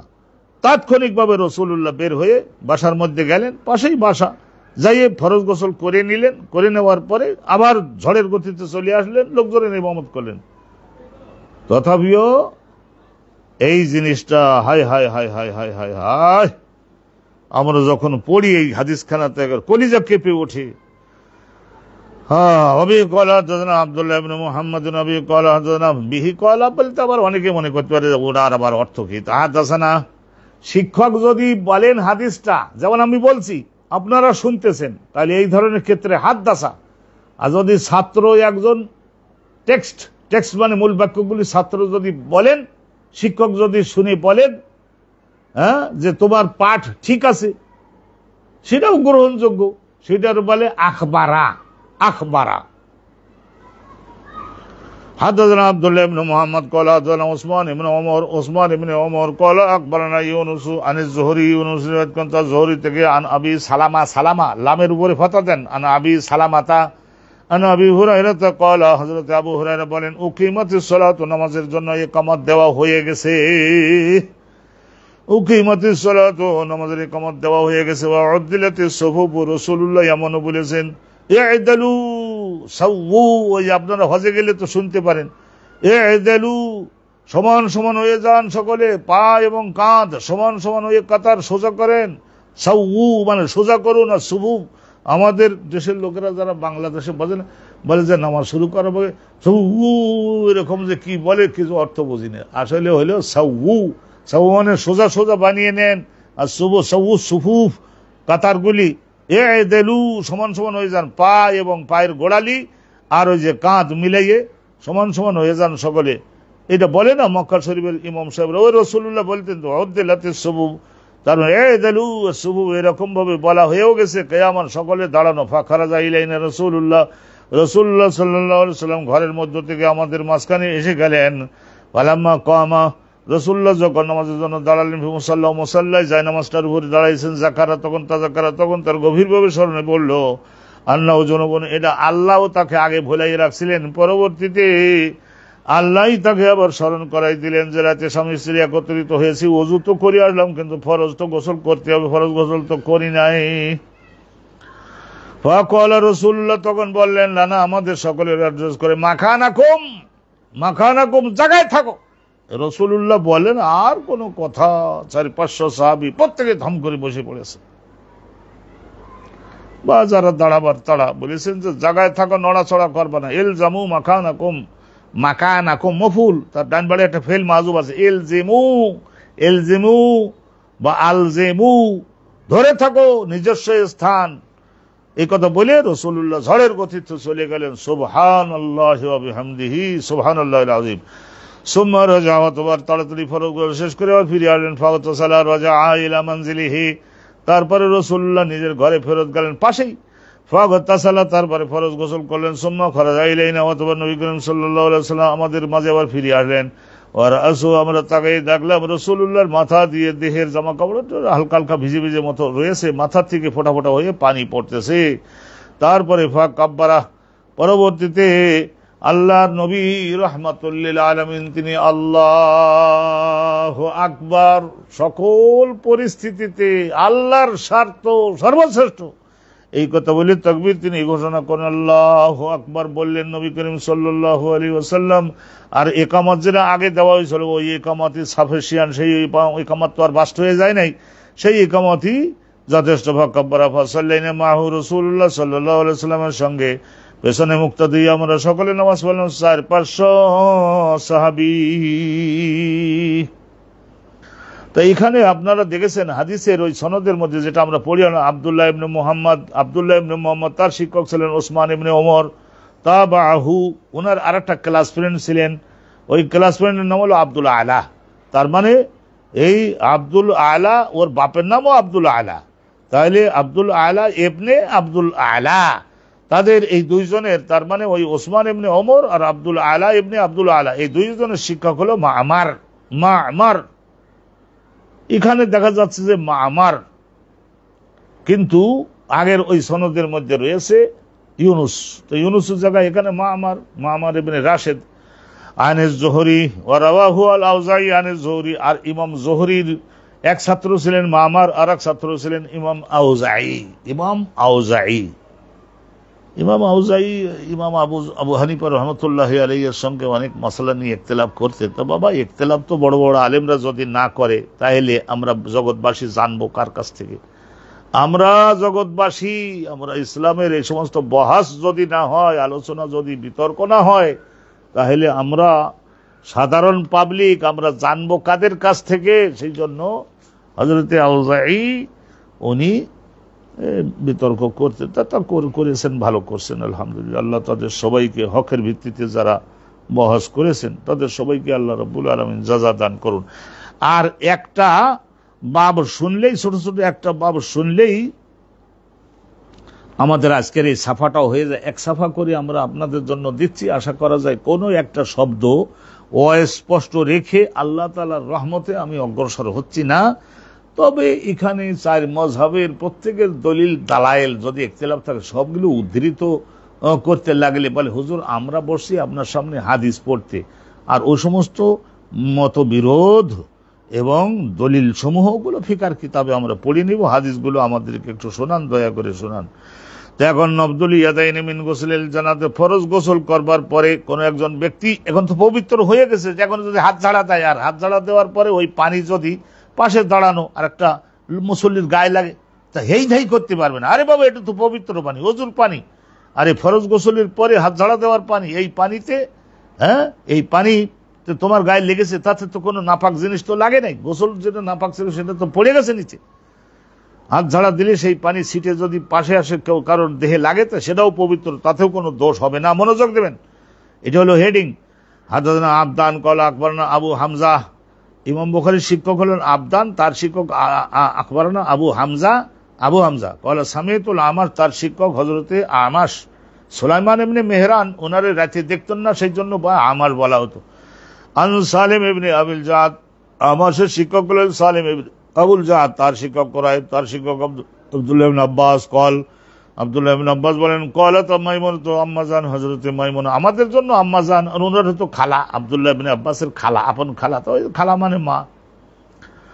ওয়াদাতুল লিন-নবী, আমি রাসূলুল্লাহর জন্য ফরজ গোসল করবেন বলে সেই জন্য আমি পানি, বালতির পানি, গামলাতে পানি দিয়ে প্রস্তুত করে দিলাম। জীবনের কত খেদমত তারা করেছেন, আল্লাহ আখিরাতে আপনি তাদেরকে নবীর পাশে, নবীর সঙ্গে জান্নাতের দরজা মর্যাদা বাড়াই দিবেন। আমরা সকলে তাদের কাছে চিরঋণী। তারা সকলে অল্প খেয়ে অল্প পরে রাসূলুল্লাহকে ইসলাম কায়েমের সুযোগ করে দিয়েছিলেন। সেই জন্য তো আজওয়াজুন নবীর উপরে দোয়া আমি সবসময় করি। আমি গোসলের জন্য পানির ব্যবস্থা করে দিলাম। ফাসাতারতুহু বিসাওবিন, তারপরে রাসূলুল্লাহ সাল্লাল্লাহু আলাইহি ওয়াসাল্লাম যখন গোসল করবেন, তখন তো দেহ মুবারকের নাভির উপরেরটা নিশ্চয় বস্ত্রহীন হয়ে যাবে, নাভির উপরে হাঁটুর নিচে, তো ওইটাও যাতে কেউ না দেখতে পারে, সেই জন্য আমি একটা কাপড় লটকাইয়ে রাসূলুল্লাহকে একটু পর্দা করে দিলাম। ওয়াসাব্বা আলা ইয়াদাইহি, অথবা নবী করিম সাল্লাল্লাহু আলাইহি ওয়াসাল্লাম নিজে গোসল করা শুরু করলেন। গোসলের বর্ণনাটা আপনারা আগে শুনেছেন। রাসূলুল্লাহ সাল্লাল্লাহু আলাইহি ওয়াসাল্লাম একটা বাটিতে পানি নিয়ে দুই হাতের উপরে ঢেলে দিতে লাগলেন, বাহিরে কবজি পর্যন্ত, ফাগাসালাহুমা, ভালো করে ধুইলেন। এটা সুম্মা সাব্বা বিয়ামিনিহি আলা শিমালি, অতবার ডান হাতে পানি নিয়ে বাম হাতের উপরে দিতে লাগলেন, আর ওই বাম হাত দিয়ে নাভির নিচের ওই স্থানগুলিকে উত্তমভাবে টুলি ঘষে পরিষ্কার করলেন। ফাদারাবা বিয়াদিল আরদ, অতবার বাম হাতে একটু ময়লা লেগে থাকতে পারে, ওইটা দূর করবার জন্য সাবান তো আর নাই, তো সেই জন্য মাটির মধ্যে সাবানের ক্ষমতা আছে, মাটির মধ্যে, বালুর মধ্যে, ওদের মধ্যে ফাদারাবা বিয়াদিল আরদ, নিজের বাম হাতটা ওই মাটির উপরে দিয়ে মাটি টানতে হাতে নিয়ে ঘষতে লাগলেন। ফামাসাহা, বাম হাতটা ঘষতে লাগলেন মাটির মধ্যে। সুম্মা গাসালা, তারপর বাম হাতটা ভালো করে ধুলেন। এই তো গেল, দুই হাত পরিষ্কার হয়ে গেল, নাভির নিচে পরিষ্কার হয়ে গেল। ফামাদমাদা ওয়া ইস্তানশাকা, অতবার রাসূলুল্লাহ ভালোভাবে কুলি করলেন, গাল পরিষ্কার করলেন। ইস্তানশাকা, নাকে পানি দিলেন, নাকের নরম মাংস পর্যন্ত ভালোভাবে পরিষ্কার করলেন। ওয়া গাসালা মুখমণ্ডল ধৌত করলেন, ভালোভাবে ধৌত করলেন। ওয়াজিরাহি, কনুই পর্যন্ত দুই হাত ধৌত করলেন। সুম্মা তাব্বা আলা রাসিহি, অথবা রাসূলুল্লাহ সাল্লাল্লাহু আলাইহি ওয়াসাল্লাম আস্তে আস্তে পানি ঢেলে দিতে লাগলেন। আলা রাসিহি, নিজের মাথার উপরে, আফাদা আলা জাসাদি, তারা পানি প্রবাহিত করলেন গোটা দেহের উপরে, সুম্মা তানহা, অথবা ওই যে জায়গায় দাঁড়িয়ে গোসলটা করেছিলেন ওই নিচে তো ময়লা পানি পড়েছে, তো অতএব সুম্মা তানহা, ওখান থেকে সরে একটু ডাইনি বামে দাঁড়ালেন, ওয়াগাসালা কাদামাইহি, অথবা রাসূলুল্লাহ সাল্লাল্লাহু আলাইহি ওয়াসাল্লাম নিজের দুই পা, ওই পায়ের যেটা এরকম থাকে না ওইটা কদম, আর উপরের অংশটাকে বলা হয় রেজুলুন। রেজুলুন এর সাহায্যেই তো আমরা হাঁটি, রেজুলুন। আর বেশি বেশি পুরুষেরা বাইরে কামাইয়ের জন্য, যুদ্ধের জন্য, ব্যবসার জন্য হাঁটে, তো সেই জন্য এদেরকে বলা হয় রাজুলুন। ওই রেজুলুন পায়ের ব্যবহার যারা খুব বেশি করে তাদের বলে রাজুলুন। আর ওই নিচের অংশ যেটা থাকে না, তো ওখান থেকে বলা হয় কাদামন, কাদামাইহি, অথবা রাসূলুল্লাহ নিজের দুই কদম মুবারককে উত্তম ভাবে ধুলেন। নওয়ালতু সাবান, একটা কাপড় এনে দিলাম যে হুজুর দেহের পানিটা ভালো করে মুছে নিবেন কিনা। ফালাম ইয়াখুযুহু, তিনি নিলেন না, কারণ গরমের মৌসুম তো পানিটা দেহের মধ্যে বসতে পারে। ফান তালাকা, অথবা রাসূলুল্লাহ সাল্লাল্লাহু আলাইহি ওয়াসাল্লাম ওই গোসলের স্থান থেকে হেঁটে হেঁটে আবার ঘরের দিকে চলে গেলেন। ইয়ানফুদু ইয়াদাইহি, রাসূলুল্লাহ সাল্লাল্লাহু আলাইহি ওয়াসাল্লাম ওই নিজের হাতের যে পানি এরকম করে করে হাতের পানি, ওই কাপড় ব্যবহার করলেন না, তো ওই হাতের পানিটা ঝেড়ে ফেললেন, আর হাতের সাহায্যে দেহের বুকের পানিটা, মাথার পানিটা একটু ঝেড়ে ফেললেন নবী করিম সাল্লাল্লাহু আলাইহি ওয়াসাল্লাম। আল্লাহ তাআলার রহমত হোক, আল্লাহ তাআলার মেহেরবানি হোক। বারাকাল্লাহু লানা ওয়া লাকুম ফিল কুরআনিল আযীম ওয়া ফি সুন্নতি রাসূলিল্লাহ। আখিরু দাওয়ানা আলহামদুলিল্লাহি রাব্বিল আলামিন। আমরা আজকের এই পর্যন্তই সুসম্পন্ন করছি। সম্মানিত দর্শক, সম্মানিত শ্রোতা, আপনাদের কাছে বিনয়ের সঙ্গে অনুরোধ করি যে একটু লাইক, শেয়ার, সাবস্ক্রাইব করে আরো 10 জনকে একটু অন্তর্ভুক্ত করুন, তাহলে আমাদের মনোবল বৃদ্ধি হয়। অনেক সুন্দর করে আমরা দেখা যাবে যে এখানে আরো যাতে অনুষ্ঠানকে সুন্দর করে সাজাতে পারি, আরো শক্তিশালী মেশিন কিনতে পারি, এবং আরো সুন্দরভাবে যাতে আপনাদের জন্য হয়। এখন তো একটা অনুষ্ঠান রাত 9টায় শুরু করছি, রাত 10টা পর্যন্ত, তো 5 মিনিট আগা পিছু হওয়া এটা কোনো বিষয় না। এটা ক্লাসের মধ্যে দক্ষ শিক্ষক এরকম করে থাকেন, অনেক সময় লেকচার শেষ হয়ে গেছে 10 মিনিট আগেও তিনি ক্লাসরুম পরিত্যাগ করেন। আবার অনেক সময় দেখা যায় যে আলোচনাটা শেষ হয় নাই, সেই জন্য আরো অতিরিক্ত 10টা মিনিট পরের শিক্ষক যদি কোনো বিঘ্ন বোধ না করেন তাহলে সেটাও গ্রহণ করে থাকেন, ছাত্ররাও সেটা আনন্দের সঙ্গে দিয়ে থাকেন। আলহামদুলিল্লাহ, এইভাবেই আমরা করছি। আর এক সময় এমন দেখা যাবে যে আমরা আল্লাহ তাআলার মেহেরবানিতে সহিহ বুখারীর এই দার্সটা শারাহটা, এইটা যাতে সুসম্পন্ন আমরা করতে চেষ্টা করি, বেগবান হওয়ার জন্য আমরা দেখা যাবে যে হয়তো দিনে আলহামদুলিল্লাহ সকালে বিকালে সুবহান লাইলান 2 বার আমরা অনুষ্ঠান চালু করতে পারি। তবে আজকের এই পর্যন্তই। আখিরু দাওয়ানা আনিল হামদুলিল্লাহি রাব্বিল আলামিন। আসসালামু আলাইকুম ওয়া রাহমাতুল্লাহি ওয়া বারাকাতুহু।